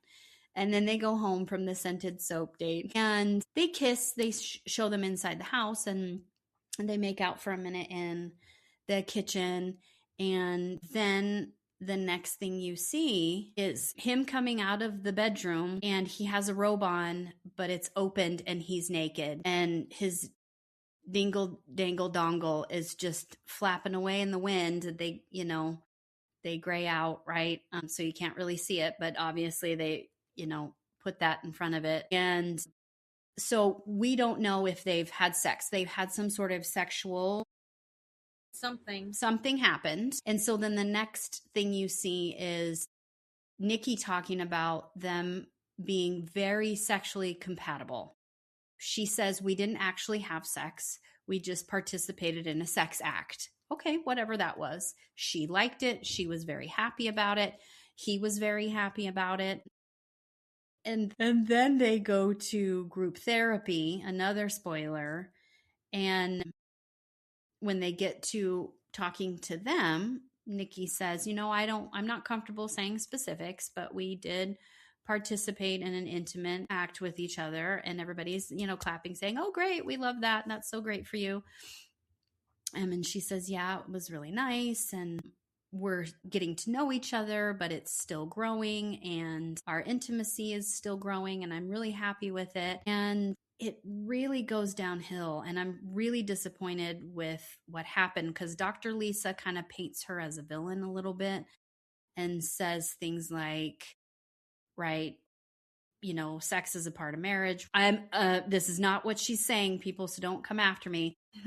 And Nikki's like, oh, yeah, okay, I get that. And then Sean's response is, yeah, that was great, but I know nothing about her family, right? I want to talk to her mom. I don't get to talk to her side of the family. I'm really upset about that. She's not ingratiating me in her family. And Dr. Lisa kind of paints her as a villain in that part, and is like, you need to, if you're proud to be in this relationship, you need to introduce him and this and that. And Lisa says to Sean, what can Nikki do to help with that? And Sean, in Sean fashion, does this 1,000-word PowerPoint in front of everybody and says these transactional things that he wants from her, right? He says, I want Nikki to tell me, for instance, Sunday, you're going to meet my mom. I want Nikki to say, for instance, Wednesday, we're going to have sex. I want Nikki to say, for instance, Saturday, we're going to have, a sexy time, having this date. So it was very 1, 2, and 3. This is what I want to have. And Nikki says, I don't want it to be so transactional, right? I want it to grow. I want to have butterflies and I want to miss him and I want to have these urges and these desires, which is all wonderful and what you're supposed to say. And people kind of call him out and say, why does it have to be? Why do you have to have, right, this PowerPoint for you to be happy with Nikki? Why can't it just naturally grow? So yeah, it was kind of weird, but I don't ever want to see Sean walk. I mean, Sean was very happy with himself that they had whatever sex act. So that does progress. So I don't know. He also says to her before them having whatever intimate act they did, let's go get the champagne. Let's have the bottle of wine. And then people had mentioned on the video that you had stated where she's on his lap and he's grabbing her bottom, that they both have wine glasses and they're both drinking. So people are making the assumption, they're jumping, saying, if your partner has to be drunk or inebriated to have some sort of sex act with you, that should be a red flag for you. So I don't know if that's true. I don't know if I get there. I haven't seen that. I don't know. But now that I've heard that in the back of my mind, when he says, let's get the alcohol and go back to the bedroom, I don't love that. I think we live in a society where those things go hand in hand. Right. That's and like whatever. there's a certain time. And I think I'll also say, I think Sean has a right to say, when I'm married, I want to be in a marriage that there is sex. I think being sexually compatible, having similar libidos can be super important to a marriage, right? Yeah.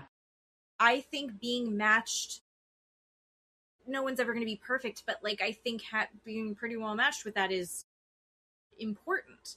And I think saying that sex is important isn't a crazy thing. I do think that he's rushing ahead, and I do think he's thinking about what he gets out of the relationship. Yeah. And like he set up this date where he did this sexy stuff.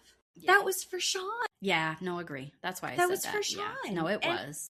And another spoiler, in 13, 14, 15 episode, they do have another group dinner after their group therapy. And they do talk about what you just brought up, because part of their conversation was asking Devin and Caitlin how it was going. And Caitlin says, look, I pulled back on the intimacy, right? We're not having sex and I don't really want to cuddle him in bed. And Felipe, we will get to him. Felipe says, I am not going to marry someone I have not had sex with yet. I am not going to be in a relationship with someone that I have not had sex with. And everybody loses their mind, because Sean says, I want to have sex with the person also when I'm in a relationship.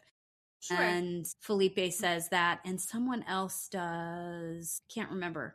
Anyway, and so it was a big will you, won't you kind of is, you have to have sex.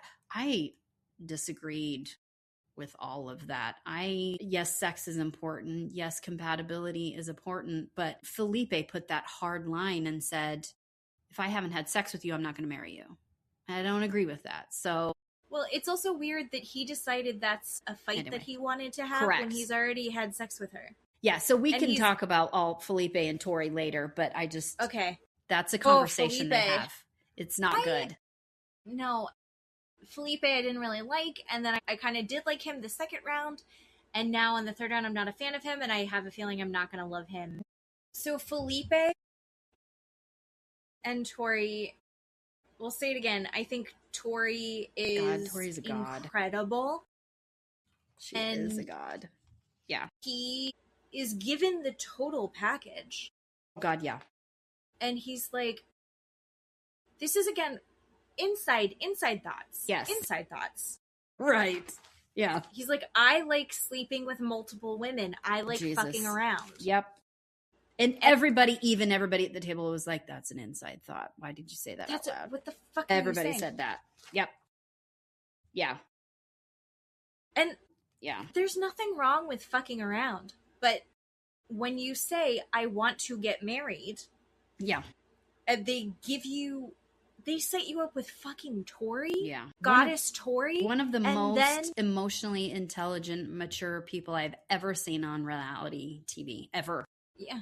Yeah. I don't, and she's like, this is something he's got to deal with. Like, that's something he's got to figure Oh out. my God, yes. It was amazing. That's exhausting. He is so immature, and it's embarrassing that he's doing that. Yeah, yes. I don't know how she's hanging out to, like, I don't know why she's waiting. Yeah, she has her friends come over, he's not home, and she's talking to her friends and telling them these things, and they are just disgusted also. They're like, what do you mean? What is going on? And, she's like, yeah, I don't know if I can trust him, right? They talk about him cheating, right, on the girlfriend, and Tori explains about, right, he cheated. They were in that 6-year relationship, and the girlfriend found out, right? Okay. Right. He's an unreliable narrator. Yeah. At this point, I don't believe it. I don't believe it for shit. I don't believe him. Right. I took him at his word. Yeah. And I was like, it's not, cheating's bad. What he did was bad, but it's not what her last boyfriend did. Yes. And now I'm like, he's cheated on every girl. God, yes. On every girl. Yes. I don't believe him for a second. No. There are girls that think that they are still dating him. Yeah. Right. Yeah. Yes. Ugh. Absolutely. And I can't remember. I think it was in these episodes 10, 11, and 12 where she says, I don't want a Build-A-Boy. I don't want this. What is this thing that I've got here? I want an actual man, not a Build-A-Boy. And I was like, that is so perfect, because he doesn't know what he wants. And what he thinks he wants is everybody's just grossed out by, and everybody is just like, this is insane what you're saying out loud. Yeah. No, I think it's our society also, and it links right back to Sean. The inflated egos of these men. I'm not saying that you shouldn't love yourself. I'm not saying that it's unfair that people judge bodies in ways, and it, in our society, you are going to get treated better and be considered more attractive and more dateable based on how you look. So, Sean, maybe he is kind of like launching off the back foot, and maybe, Felipe, he used to be the fat kid, and now he feels like he's really had a glow up, and so he wants to go share himself with the world. But also have some shame. Yeah. Let's bring back a little bit of shame. I know Brene Brown is against it, but I really think I agree. Having a little bit of embarrassment is important. Yeah. That's lessons that these boys have not learned. Correct. And it shows. And the amount of shame that these women are walking around with. And for these men to carry none of it. Sorry, Felipe, you should be a little ashamed. Absolutely. I'm glad that Sean was ashamed enough to write a cringeworthy post about it. But no, there's like some shame that needs to happen. Absolutely. Also, Felipe, you know what? I'm not body shaming Felipe. I know that he's gotten into good shape. His haircut is a choice. Correct. His haircut is not hot enough. He could fix that. Yeah. It's something he could fix. Yeah. That's a choice that he is making. Yeah. The mustache is a choice that he is making. It does not constitute you get to choose. You can have Tori, or you can continue to fuck around. One, you're not fucking around with the women that are the caliber of Tori. Correct. Right? Yep. You're just not. Absolutely. And that sounds shitty as well. Okay, so let me backtrack on that one. You're not fucking around with women who want to invest in you the way that Tori will, and that who can come and invest and bring so much to the table. The women that you're fucking around with might be gorgeous, might be incredible, but they're not investing in you, and they're not giving you anything off their plate, right? Other than pussy. So why are you It's just frustrating and annoying. And yes, a spoiler alert. I love that you brought that up, because Paul, in these new episodes, calls Felipe out to his face, and even says that to him, to his face. I did see this clip. And says, would you rather not have Tori and watch Tori with someone else and go have a single life and fuck who you want to fuck, or do you want to have Tori? His response is, I would go insane if I watched Tori with someone else. That is non-responsive. That's not what was That's just asked. not what he just asked you. I want both. Exactly. I want her to only be with me, and I want to be with other people. That's exactly. And Paul calls him out, and he's like, you are immature. Look at this beautiful, intelligent, mature person that is sitting next to you, wanting to be with you. And you say that, and then they go back and forth, and he's like, I don't have to convince you, Paul. And Paul's like, now you're just being, disrespectful. And they go back and forth. But he does call him out, and I appreciate that, because it comes off that Felipe never gets called out for anything. Just like you said, they don't have shame. They don't think anything they're doing affects anyone but themselves. Yeah. So I think Felipe is another perfect example of he's being honest, so we can't be mad at him. No. This is the same with like fucking Luke on the Valley, or right. I don't know, anyone else on the boat show. But it's like, they said that they were going to do this shitty thing, and since they were honest, we can't be mad at them. Like, at least he's honest. No, honesty does not, like, hey, I'm going to be a dickhead. Well, he warned you, so he's allowed to go do it. No, it's like, no, you don't get to be a dickhead. No, we all watch. He is love bombing Tori, so he can have sex with Tori, so then he's going to dump her. That's exactly, we know his MO. And even Tori says, and I can't remember which bank of episodes, she goes, was he love bombing me?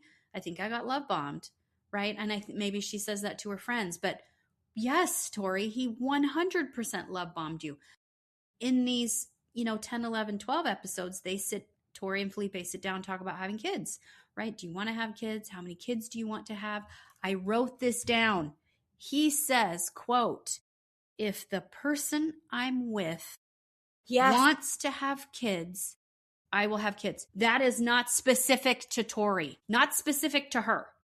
What are you talking about? Fuck off. You are married to Tori right now. Yeah, no, that was insane.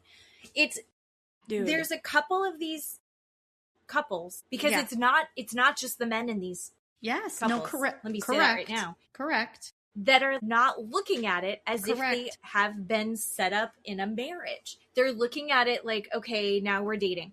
You got married.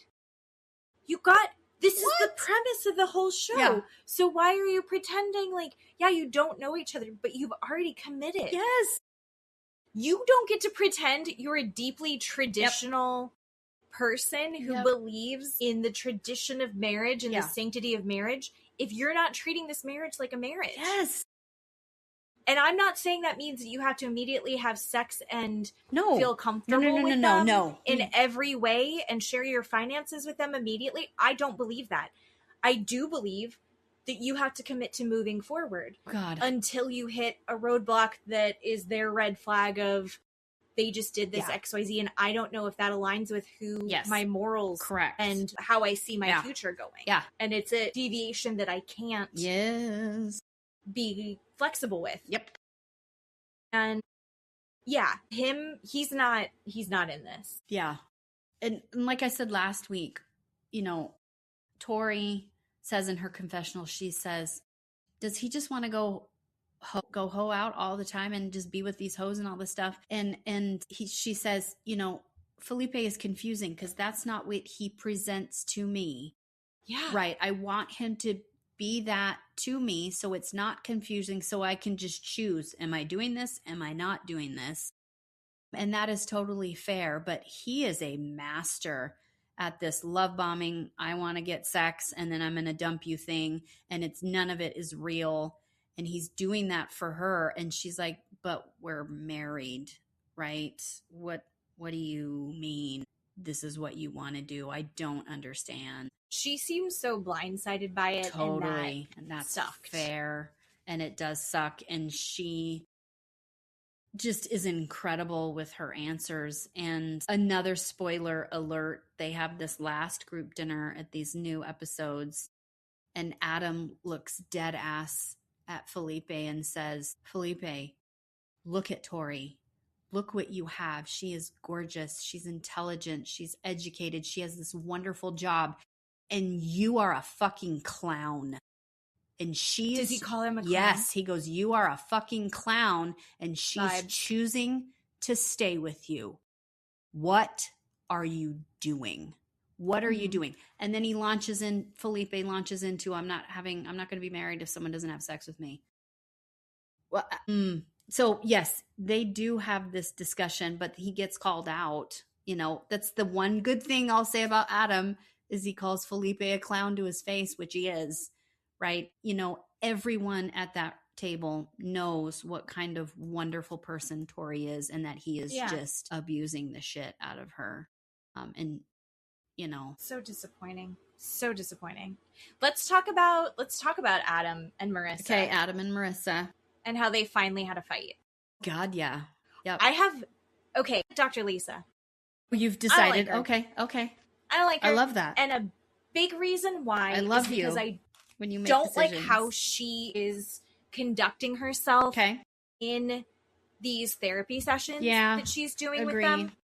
Because so they go, everything is about Adam, what Adam's interests are, what Adam's plan is. She's just going with the flow to kind of see where it's going because he's got such a strong personality. They spend his perfect day. They meet up with Courtney and Nick and they play pickleball for fucking ever. Yeah. And it's just not her vibe. And she's tired of doing this. Yes. She's been doing it for 2 weeks now. God, yeah. And it's everything he wants to do every day and work. And then she can't do any of the things that she wants to do. Yep. And then they have the group dinner and they talk about it. And they're like, yeah, we finally had a fight. And everyone's like, oh, thank God.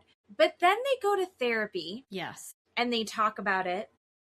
And the entire fucking therapy session, Dr. Lisa's asking about Nick. And Nick said, why are you like this, Nick? What did that come from for you? What's going on Adam, with you? Yeah, uh-huh.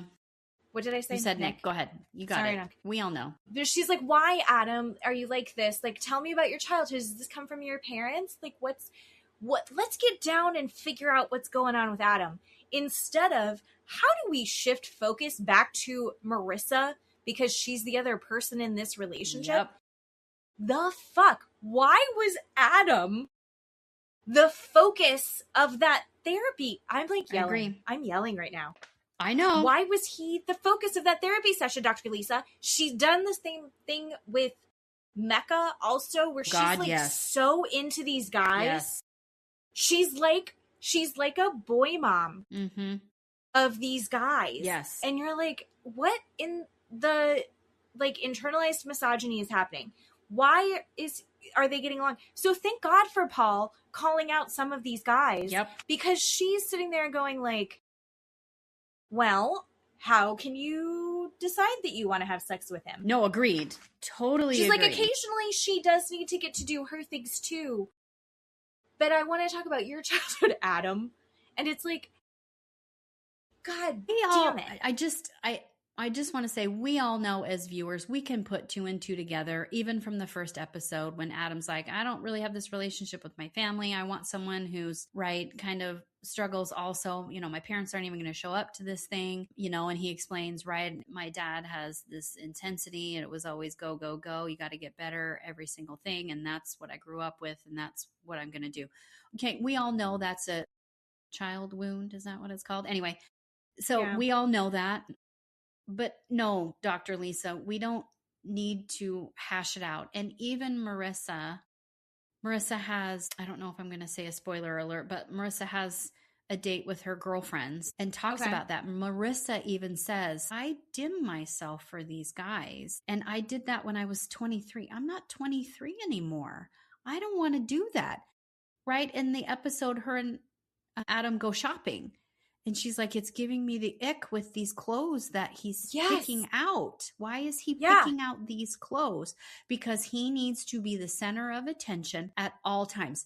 And I don't know, as a viewer, my inclination is he got the wrong type of attention as a child, right? It wasn't kind of maybe a loving, caring, interested in him as a person, caring attention as a child. So he does this bold, over the top thing to get attention, right? Eating with his hands. She says, that gives me the ick when you eat with your hands, and So anyway, I'm speaking for myself. I can see that, but she is the one that has to bring up, I'm dimming my light for him and I don't want to do that, right? We need to find a compromise where maybe we don't play pickleball 7 days a week. Maybe we do it once. Maybe we don't go to the gym 7 days a week. Maybe we go twice. This is one of those situations where it's like, if he was looking for a balance, she would be a great counterweight on what his it has been, if he was willing to accommodate for that. But he's only expressed that he's not. He's not. So I'm at all. hoping that maybe he'll get a chance. He's very defensive, and I'm wondering if maybe when he gets a chance to reflect, he'll pretend like it's an idea that he came up with on his own to finally absorb some of those messages. But I will say, when they were in the therapy session with Dr. Lisa. Yeah.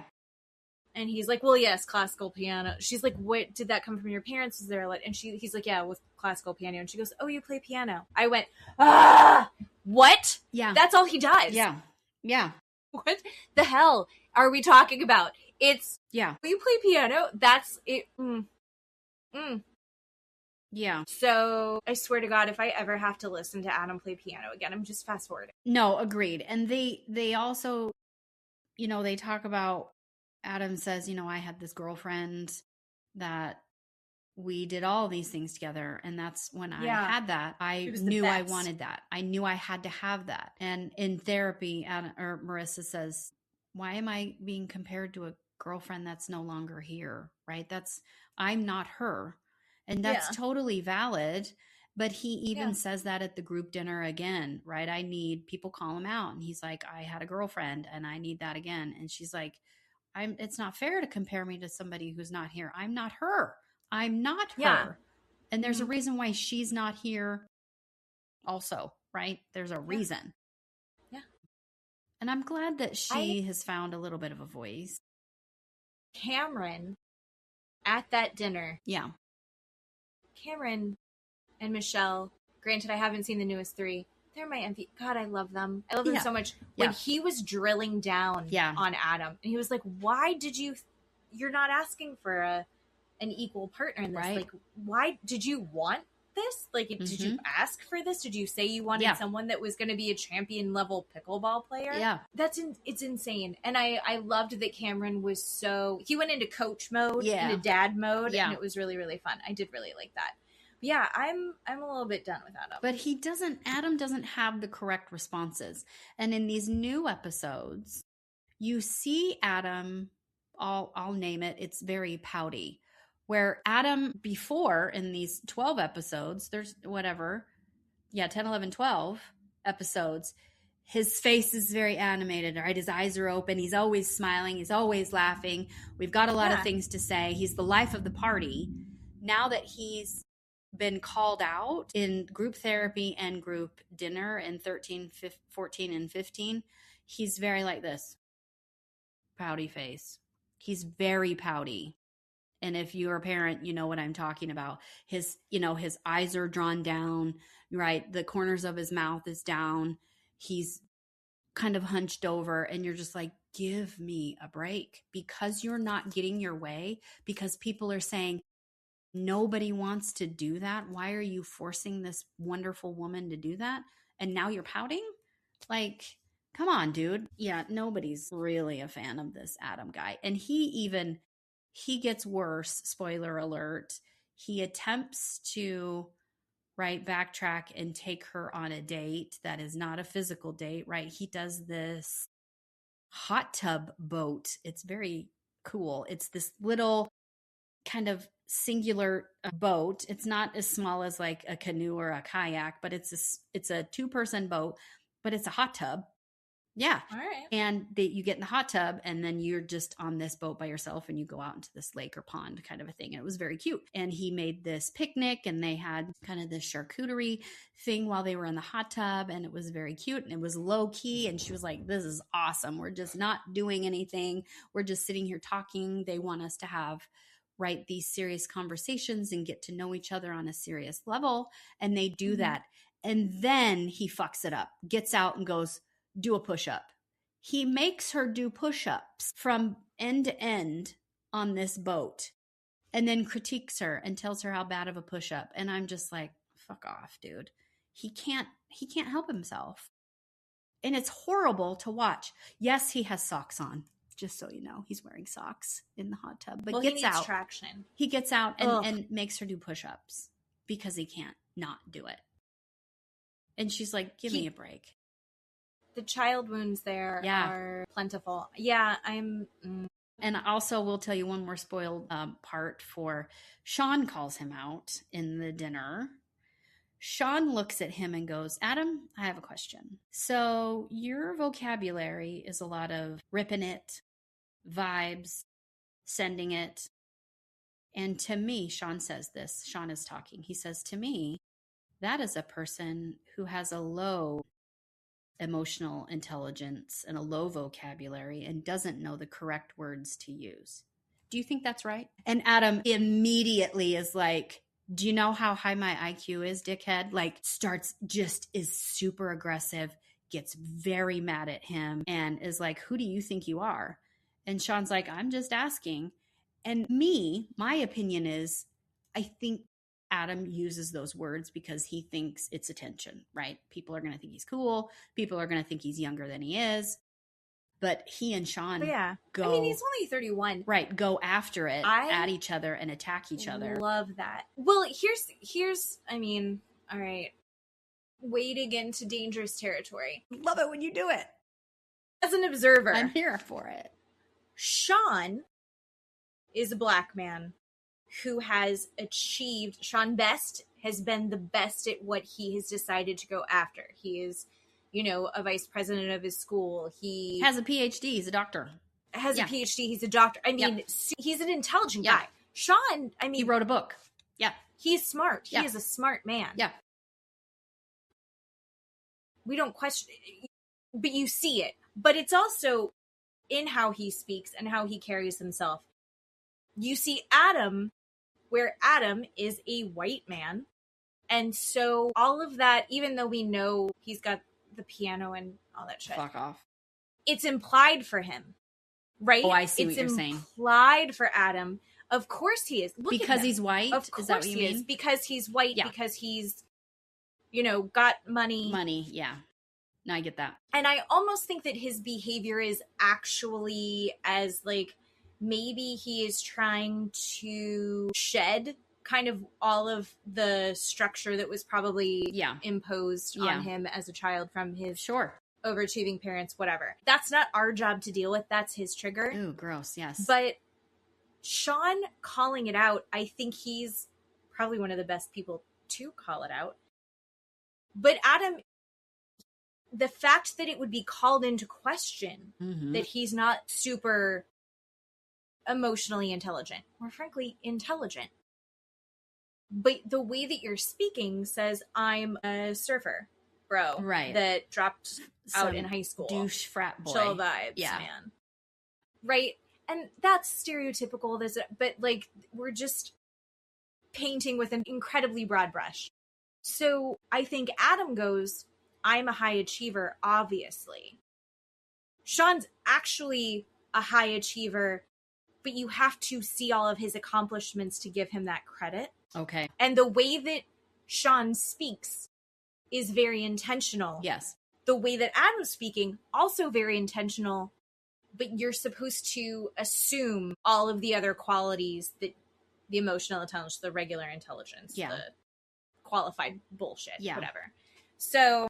Well, Adam, they do a little confessional right after, and Adam and Marissa are standing on the street outside of the restaurant. And Adam, I believe, in the response to Sean, which was not great, it was totally aggro and all over the place. And then his confessional response outside alone, Adam is like, who is this asshole calling me out on my vocabulary when his relationship is in the shitter and he has a wife that doesn't even like him? My opinion, watching Adam respond, that is the real Adam. His response, that's the real Adam. The guy that uses vibing and full sending it and ripping it, that is not the real Adam. Even Sean says, did you create this character? Is this a character that you've created because you have some underlying something going on that you don't want to deal with? Yes, Sean, he does. Sean, 100%. Yes, Sean, that is perfect. You exactly hit the nail on the head. And Adam is not going to admit that until the day is long. But what I believe in this new pouty Adam is the actual real person. And I will go as far as saying he might have an anger issue. We might have some sort of issue. I would be worried as a woman in a relationship with him where he's outbursts and has some control issues. That's the word. Right. I think he's so controlling. Yes. We've watched him be controlling. Yes. And when he's getting his way, he's nice. He's and then wonderful. when he's not getting his way, he starts pouting. Yeah, terrible. So that's I think he's entitled. God, super entitled. But Sean has definitely called him out and hit the nail on the head with that, where, Dr. Lisa and Paul should be doing that. So anyway. Well, that'll be fun for you. Sometimes they need a hand. That's why they have the dinners. To watch. Ooh. Yeah. All right. Let's do Oh. something nice for a second. Okay, you want to do Michelle and Cameron? Yes. Okay, Michelle and Cameron. I don't even have that much to say. I just love them. I liked both of their houses. God, yeah. Mm-hmm. Michelle, she's like, yeah, I did this and I put up all the wainscoting and I right? I built this on the weekend. And I did this on my island. And then the paintings. Yeah. And he's like, holy My shit. God, the paintings.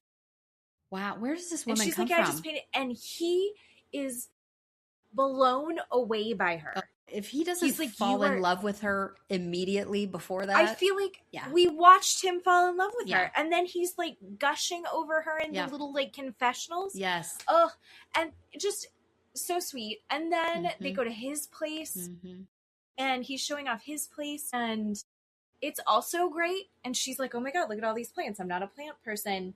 And so she's like impressed with him. Yeah. And she's like enjoying it and comfortable. And he's showing her around his family home. Yeah. And she's like, oh, wait, there are parts of this that I do like. And I think he said it actually in the previous episodes where he was like, maybe I need to reevaluate like my dream. Not reevaluate his dream, but he's like, maybe I have other dreams too. And maybe my dream can adjust. And I think that is the right response. Incredible. Well, that's for anybody, right? That's for anybody. Right. Where you go, as you evolve, your priorities are going to evolve. Right. Right? And if you are truly with a person that you truly care about and love and want to be with, you say those things. Those are easy to say. You have no question about it. And I've said that before, and I'm going to die on that hill because they're proving that with each other over and over again. And I love them so much. And then I love Coach Cameron going into that dinner. God, yeah. And ripping everybody a new one that needed it. Yep. And I was like, oh, he's going to be such a good dad, Michelle. Yeah. Oh, yeah. He's like, I'll be the bad guy. Uh-huh. He's like, I'll be bad cop. You be good cop. Yep. Yeah. Ugh. Yeah. I'd love to be good The cop. only issue that they have is Cam's anxiety. Like, the guy is like me. He's riddled with anxiety. He thinks about the future. That's what anxiety is. Unknown future, and that's what you dwell on. And so they do have a conversation where he said, I'm just worried about the future, and we're doing so good, and we haven't had a fight yet or a disagreement, and what do we do when that happens? And she is so wonderful to him. She doesn't look at him and go, well, that means I'm a terrible person, right? We don't jump to that kind of garbage. She's just like, it is fair to think like that. It's going to happen, but we are here for each other and we will make it through. And you're just like, oh my God, what am I watching? This is so wonderful and so great. And in episode one of the 13, 14, 15s, you see them at home and he's lying on the couch and he's kind of facing out the window, and she walks in and she's like, what's happening? And he goes, I'm having a bad day. And she goes, what does that mean? Will you explain? And he said, feeling really depressed today and I don't know why. I'm upset and I'm sad. I don't know what to do with it. I don't know. And she gets under that blanket and says, great, let's be depressed together. I'm going to be here for you. Let's just be in this moment. And I'm dying. I'm dying watching this, how she takes care of him. Yeah. And it is so wonderful and so loving. And she's like, I will do whatever you need, but if we're going to sit here, and I'm just going to sit here with you. And he even brings that up in therapy, maybe, and says, you know, I have days where I have bad days. And they say, what does that mean? And he goes, I'm just depressed for some reason, and I don't know why I get depressed. And she couldn't have been more loving. She did what I needed without knowing what to do, or without me telling her what I needed, because I didn't know what I needed. And she didn't overreact, and she didn't throw her hands up and go, great, now it's going to be a shitty day and I have to leave. Well, I'll just leave you to wallow, right? She didn't do any of that. She took care of me. And she's like, right, I don't know what that's like to have that emotion. I don't know what that's like in his mind, and I'm just going to be there for him. And then they have this conversation about, did you say the L word to each other? And they kind of giggle and say, we said we have the feeling of the L word with each other, but we put the word feeling in front of it. And everybody's like, you said it. You totally said it. You love each other. And they were like, yeah, you're not wrong. You're not wrong. And it's just so wonderful to watch them. It was, it's so great. I like that she also, I think that's a great example of being supportive without making it your burden. Yeah. And it's like, listen, I'm not going to carry this for you, but I will sit next to you while you are here. And like, hopefully my presence does something, but she's also not going like making it a bad thing that he has these feelings. Yeah. Because I think there's also like an instinct to go like, I need to fix it. Oh, what do you need from me? I'll cheer you up. Yeah. Right. And and I think I love them. Because he hasn't had really long-term relationships, right? And maybe he doesn't know that about himself. And when he does get depressed, he has depressive days. You know, he doesn't know what to do when a partner is there, right? He just knows I have these depressive days, and that's just part of who I am, and doesn't know what, right? That's not his fault. He doesn't know what to do, or what to say to her, what to help him, right? Like you said, he doesn't have something magical that says, bring me a donut and I'll feel better, or whatever. Sure. They're so wonderful. I love them. They're so I just wonderful. love them. Yeah. Okay, that was such a nice palate cleanser. Okay. Nick and Courtney. This is Courtney's birthday. Yep. Where she was a dickhead, and everyone saw it, Always. including Devin. Devin was a little too drunk, and he was not the right person to have that conversation. But he wasn't wrong. He wasn't wrong at all. Wasn't wrong. Just like Jasmine was not the one. Loved it. I think to say, you guys need to stop blaming your kids on why you're tired. He was trying to help, and he was trying. Yeah. She was such an asshole to him. He was also, but I do think he was too drunk that he got like annoying. Yeah. But her response to him was to play on her phone and be so rude. So rude. Do you have to give men attention when they want to tell you something? No. But also she's actively, purposely being an asshole to everyone. Yeah.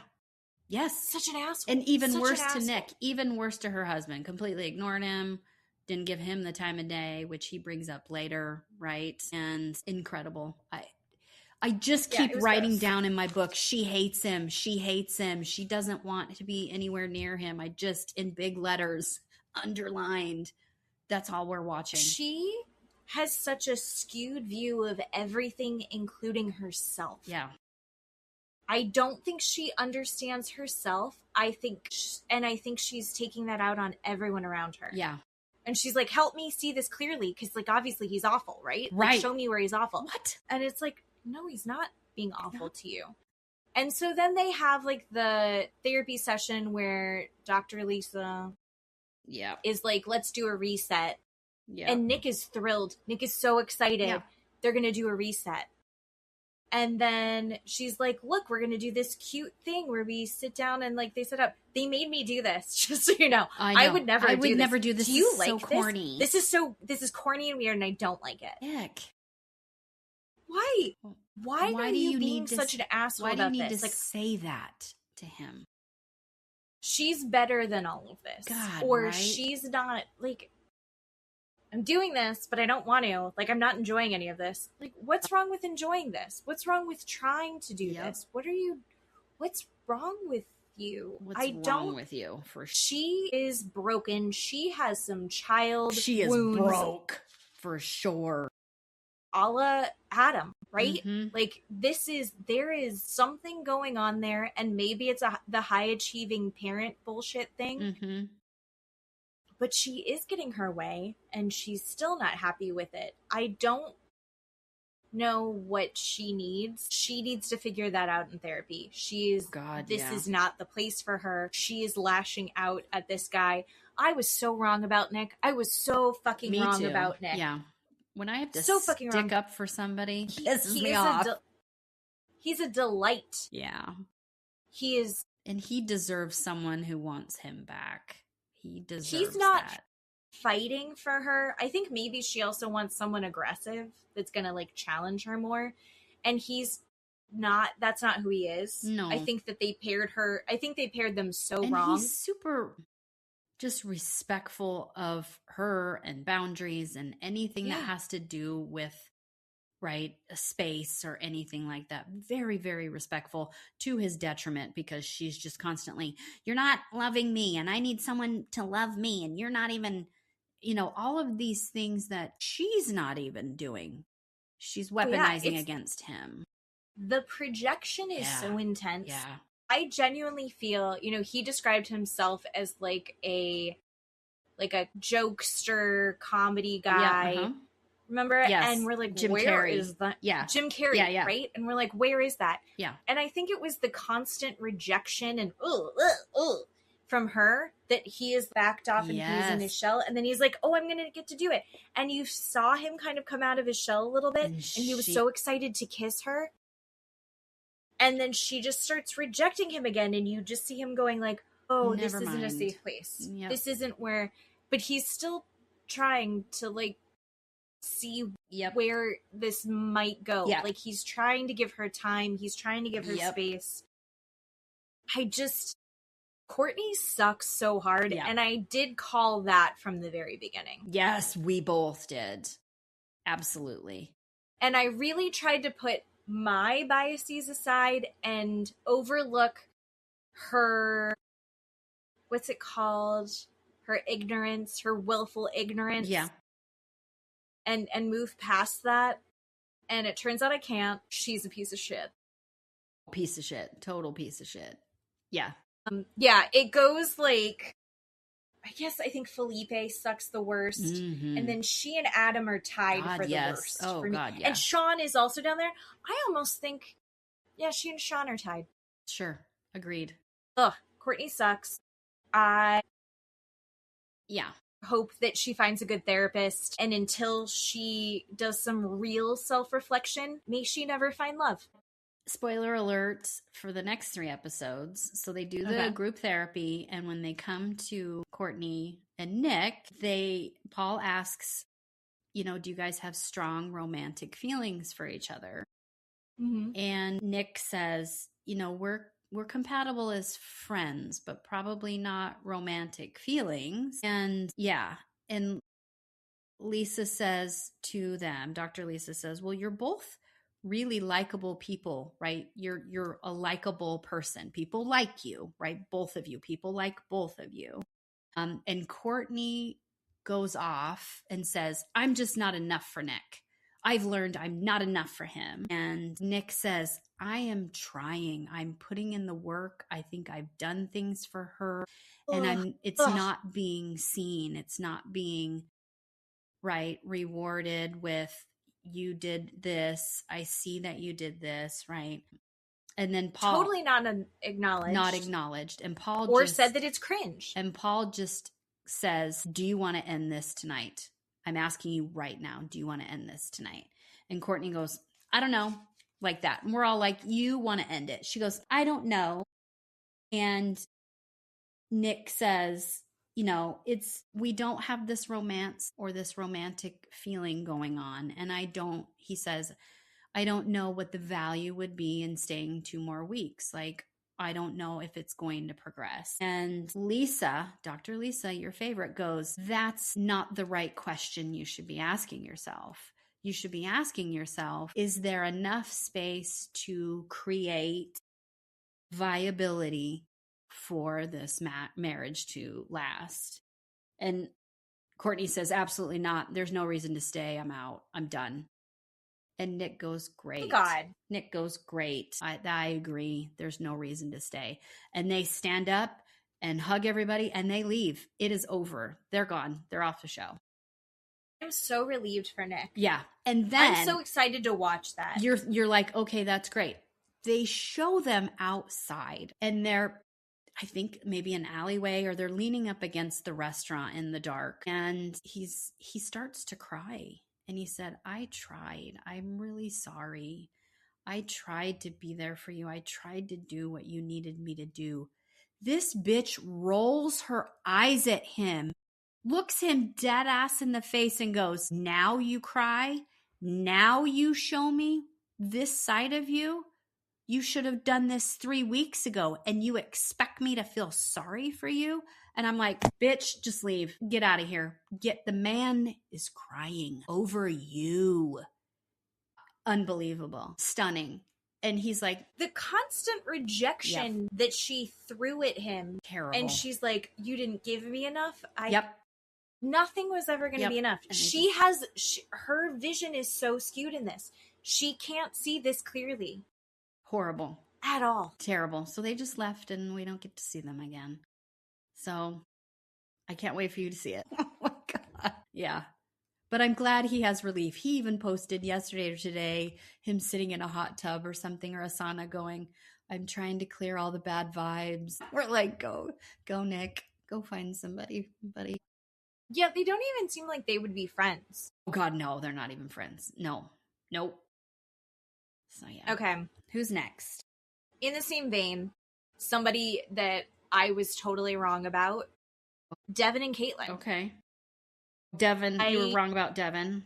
So I was wrong about Devin. I was wrong about Devin, I think, Devin. is one of the most emotionally mature guys on this show. 100%.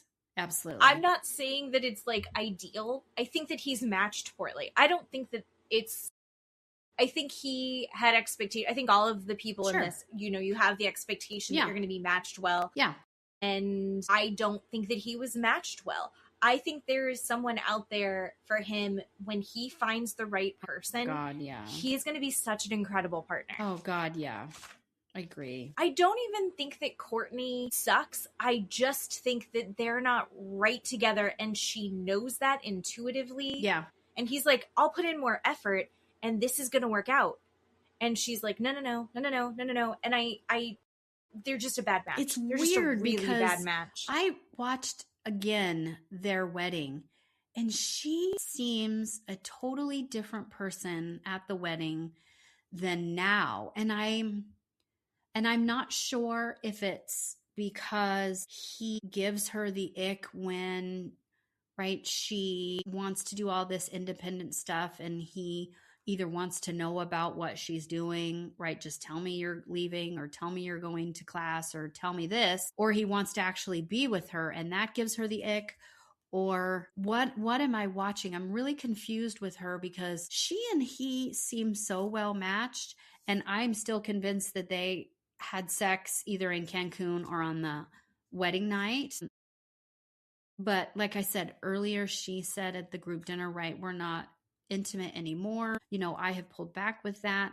I kind of tend to not believe that because they had sex, now she's completely like, oh my God, I don't know what to do. Her personality doesn't strike me as that.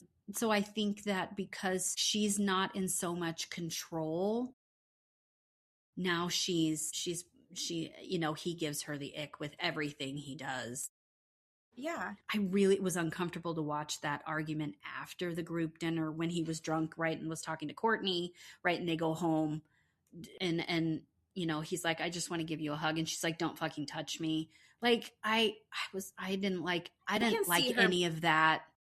I'm not saying that either one was right or wrong. It was just uncomfortable to watch.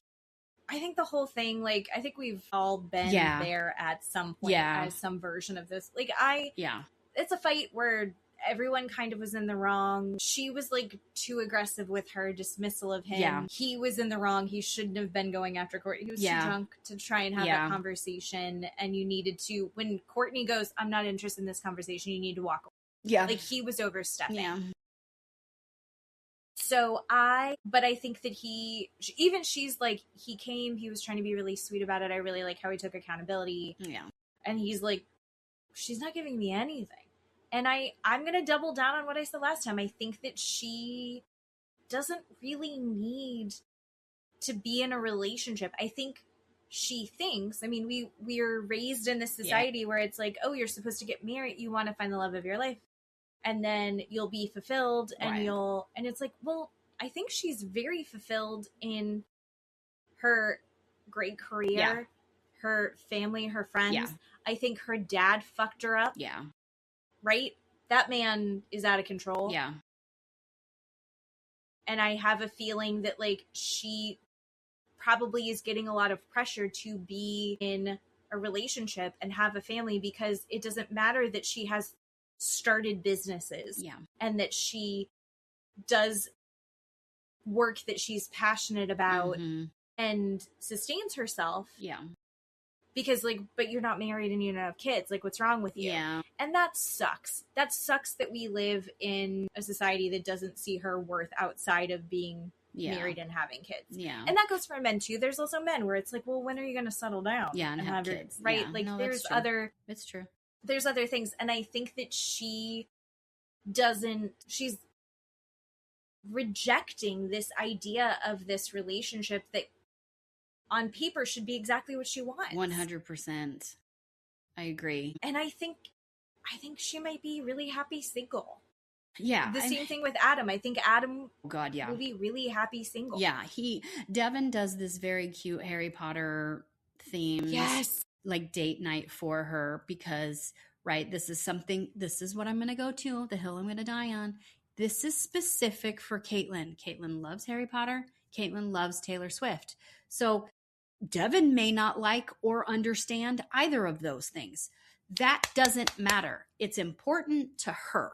And they're in this relationship. And if he cares about this woman, he's going to care about the things that she likes or her hobbies. And so he does this date night to prove to her, it's elaborate. I'm listening. I want to know about you. I know this makes you happy and I want to see you happy. And it's very cute and very sweet. And she acknowledges these things. And then, I get a little disappointed because I'm like, I'm not seeing anything from her. She just complains about him being clingy and him wanting to talk about his feelings all the time and not letting her just get up and leave without telling him where he's going. But then she does soften up. You get to see, I can't remember which set of episodes it's in, but he likes to have kind of in the evening, he wants her in the evening. He wants to sit on the couch with her and watch a movie. He just wants to be with her in the evenings. And that's kind of a compromise that they've come up with. And she said, and he's like, well, can you sit next to me on the couch? And she goes, I will sit across from you and put my legs on you and we can sit under the same blanket on the couch and we can watch TV or whatever they're doing. And he loves that. So she starts doing those things and softens up. And so we do get to see a little bit of her giving. That's what I want to see as a viewer. I want to see her reciprocating and giving that back to him, right? Because he's doing all these things and then she just complains about him. That's not okay. We're not doing that. The other thing about the date night that he did for her, as someone who knows Harry Potter, when he not only did the Taylor Swift and the Harry Potter, he was Googling the shit out of that and came up with all these Pinterest ideas for all these activities. So much effort went into that. And then he doesn't know about Harry Potter, but he goes, what house would you actually be in? Right. And he's like, I think you would be in this house because of these parts of you. Yeah. Right. And he names these incredible qualities that he appreciates in her. That wasn't just like, oh, I I did this thing, which I think you're going to like. I did this thing, which I think you're going to like. And here's how I see you reflected in it. It was like, oh, you see her. Right. You see her so right. amazingly. And it was like, and she was like, oh, this is so great. Thank you so much. And it's like, oh, I need him to be seen by her also. And I don't know if she's going to see him the same way. No, I agree. She does. And he deserves it. Spoiler alert. She does admit at, I don't remember the group dinner or group therapy. She says, I'm admitting that I project or put out this male hardness side of myself. I throw up this wall, and I feel like I have to have this male-centered self and put that out for the world. And I've realized that I don't have to. That's the word she used. I don't have to. I'm choosing to do that. And it's upsetting the apple cart, basically. And I'm choosing to not do that. And I'm choosing to be a softer, more feminine side and putting that out to the world. And I'm getting more positive feedback when I do that. And I thought that was a really good insight to herself. And that's exactly what's happening, right? She's putting out this hard male energy and don't fuck with me. And I'm in control and I'm going to choose what I want. Don't tell me what to do. Right. And that's fine. You can be that and have those things, but also, right, that gets in the way of stuff. Poor Devin, right? He can't deal with that. And he doesn't want that, right? And so she softens up for him and admits that. And I'm glad that she's doing that for him. And I'm glad as a viewer we're watching that. But again, I don't know if they're going to last. She does say, right, Devin is the most self-aware man I have ever met in my entire life. Oh my God. And when we have conversations about, if I'm doing something he needs to talk to me about or vice versa, I start to say a sentence and he will literally finish it for me because he's so self-aware and says, these things I'm doing and I know you're seeing that I'm doing and I won't do that anymore. And she goes, it kind of steals the thunder when I'm trying to say that, but literally I've never met anyone like Devin. And I want her to be aware of who he is too, so she can grow to love and appreciate that and have that right understanding and how she maybe can use that or have that be positive for her, Yeah. I mean, I think we saw when the season first started, Courtney says something about Nick, about how he's just in it to, if it doesn't work out, at least he gets to learn about himself and how that's shitty. And I agree with that idea premise, but also they both leave early. So now that's all cleaned up and a little bow on that for me. But I do think that maybe this is an opportunity that like she learns, maybe she and Devin are endgame. Sure. And I don't think that either of them are bad people. I don't think either of them are purposely hurting each other. I think both of them care when they hurt each other. Agree. Like, I'll throw that out there. I don't think Felipe really cares that he's hurt Tori. God, no. With the shit that he said. No. I don't think Sean and Nikki really care when they hurt each other with their words because they're more interested in winning. Yep. Adam doesn't care about Marissa and anything she wants to do, right? No. So, no. Because it's inconvenienced his wants and needs now if they have to focus on her as an equal partner in the relationship. Yeah, there's a part where Devin and Caitlin go meet Caitlin's dad. And I was kind of cringing thinking, oh God, I don't want to watch this dad go off on Devin again. And he was very good. The dad was very good in the episode. And Caitlin, they show up and dad says to Caitlin, how's the day? What's going on? She's like, it's my Super Bowl today. And dad goes, what the hell are you talking about? It's a random whatever. And Devin goes, today Taylor Swift's new album dropped. So we listened to it on the way here and she explained every song and all the Easter eggs and what songs mean and what boyfriend it was about. And Devin and the dad goes, Devin, oh my God, that must have been horrifying for you. And Caitlin's like, Dad. And Devin goes, no, I want to understand why she loves Taylor Swift, and I love to listen to her talk about it because it makes her happy, and she knows all of these things about Taylor Swift and Taylor Swift's music, and she knows all the words, and that's just what we did today. That is wonderful for a man to go and say that, right? Wonderful. It's such an interesting juxtaposition of her dad versus Devin, because I think that her dad respects Devin as like a big, strong guy. He's a rugby player. He presents as this very masculine dude. And then you hear him start talking and how open he is and how emotionally mature he is. And the dad's like, oh, this must suck women, right? And it just kind of shows like, oh, this is probably where Caitlin has had to build up these walls around herself with men to feel respected by her father. Who also still felt a lot of ownership over her. Correct. If he's willing to be like, this thing that she loves, it must have been really exhausting for you. Oh, that sucks. That sucks so hard. Caitlin's dad sucks. I don't think that they're going to work out long term. I don't think so either. But they did. They did have a good group dinner, right? She's, said all the good things, and Devin's like, yeah, we're really trying, and I really want to get to know her, and I'm really trying to, not be so anxious and give her space, but then we compromise and do all these other things together, and everybody likes it. It's good. Everybody claps for them, and they leave the dinner feeling really good. So that's because I feel like they could be friends. Agree. They could have like a sweet thing. All right. How do you feel about? Here we go.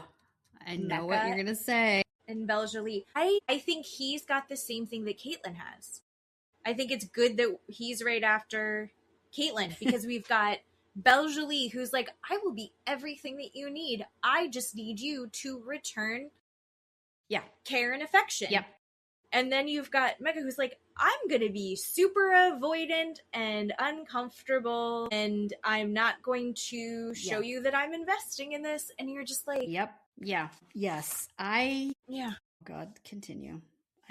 No, I'm disappointed with, like, how emotionally immature he is when he's presented as so emotionally mature before this. Yeah, agreed. And it's like, what are you doing? Why are you testing her? Why are you pretending that disagreeing about when you were going to leave and her feeling frustrated means that everything is crumbling and falling apart? Right. You're an adult. Yes. Agree. Like, his tolerance for anyone else's discomfort is so overwhelming that he rejects them for them. And she's like, I wasn't happy. I wanted to leave earlier, but it's okay. I wasn't thrilled with how that went.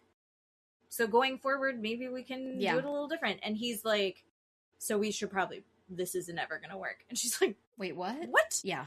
That's not at all what we're saying here. And I didn't think that he was going to be this backwards. But then, you know what? At the wedding, after how he behaved after his dad got in his head.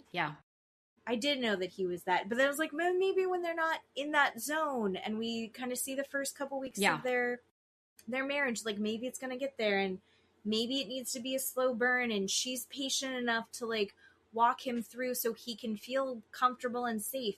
And it's like, I don't know. I don't know if I don't know that he wants to get there. Yeah. I think he wants it all just to feel good and comfortable, but he's got to work through his shit. God, yeah. Before he's going to just automatically feel comfortable with somebody. Oh, yeah. I don't think they could have found him anyone more suited to helping him work through that. Oh, I love a secret. I have a secret to tell you about Mecca and Belle. This is a spoiler alert, and I'm... Spoilers. Spoilers for the show or spoilers in current time? No, for the show that you haven't seen. The 3 episodes you haven't seen. I'm going to watch them anyway. You're going to watch them, and I want you to text me while you watch them. So, at the group dinner when Felipe is talking about, I'm not going to get married to someone I haven't had sex with. That conversation is going around. Mecca shouts out to the group, I wasn't attracted to Belle when I first met her, and I didn't think she was pretty enough for me. Yes, he said that dead ass to the group. She is not pretty enough for me. I didn't even think she was pretty when I saw her. And okay. Yes. Have you seen Clue? You know that movie Clue I love from that like movie. the 80s? Love that movie. Flames on my face. Like, what the fuck? Yes. Oh my God. That's horrifying. So people... Inside thoughts. We'll kind of skip over it because they're talking about having sex. Belle Jolie leans into him and whispers, You weren't attracted to me? You don't think I'm pretty? And he goes, No, I don't, babe. No, not at all. And she goes, Oh my God, I don't even know what to say. They're whispering, but we can hear them. They're mic'd up. I am devastated for her. Like, I want to go shoot up a building or something. I'm devastated for her. Everyone. What are you talking about? Sees them together and goes, that is the most beautiful couple. They are so cool. They are so stylish. They are so hot. What? Yep. Even Paul and Lisa in group therapy look at Mecca and go, this woman rides or dies for you. She would die for you today. This woman would die for you today. She's defended him left and right. Still do these things and say, right? At that point, they didn't, he hadn't said she's not pretty enough. I wasn't attracted to her. They're trying to still point out to him, right? She is your ride or die. She would do anything. She would die for you today. Today, if we asked her to, she would stand in front of a truck and get killed. And she is still not good enough for you. You still don't trust her. You still think she's going to leave. And I'm over him. I am, time and time again, he is proven just a piece of shit. Like, I'm not quite sure what I'm watching. I'm not quite sure what's going on. I don't want to excuse behavior that, right, every woman in his life, he's not trusted. They've all left him and he's got this deep child wound. I'd love that. But he can't see the forest for the trees. He cannot. Or no. he's throwing a tantrum and chooses not to. I don't know. I don't know which one it is. So, okay. Yeah. Going back to your triggers. Yeah. Your child wounds. Yes. Your issues are your responsibility. Yes. The person that you're with should support you while you work through those things and not work against you trying to fix those things. Right? Yeah. Okay. Yeah. She was hand holding and baby stepping him through this, and he's shitting on her. Yes. He's shitting on her. There is no excuse at this point. There is no excuse for him not doing the work. Mm-mm. Also, Mecca's 28. Yeah. You're old enough to start working on these things. Yep. Holy fucking shit. You don't get... Holy fuck... I can't wait for you to see it. I'm done with Mecca. Yeah. Oh, it's unforgivable at this point. Yeah. That is unfor-fucking-givable at this point. She doesn't know what to do. She just sits there. I mean, it's like the deepest, biggest wound. And I'm not trying to be like outward beauty is the only thing that matters. This woman is inwardly beautiful and a wonderful, loving, incredible, thoughtful, genuine person from the jump with this guy. And, you know, his ridiculous father. And she's like, don't care. Still am into him. Don't care. Right. And he at every turn does this shit to her. Just wildly supportive of him. The other thing that Belle Jolie, I would kill for her. Fucking Belle Jolie also didn't compromise herself in this. Yep. Right? Yep. Like this whole thing is news to her. When he's like, you're more attracted to me than I'm attracted to you. She went, I'm not chasing you. I'm going to be here and I'm going to be supportive. I'm your wife and I'm going to participate and I'm going to give you the room to like grow here. Yep. emotionally Holy fucking shit. mature answer. Not an answer this face would have given, but she is a wonderful, godly human. And you and I said, first day, first episode, these two are our favorite. This is our favorite couple. Couple. Love them. They're so perfectly matched. He is just like fucking Felipe. Got everything. Other than, I don't know what he thought he was gonna get physically. Not everyone got what they wanted physically, Nikki and Sean. Like, how fucking dare you? Yeah. How dare you?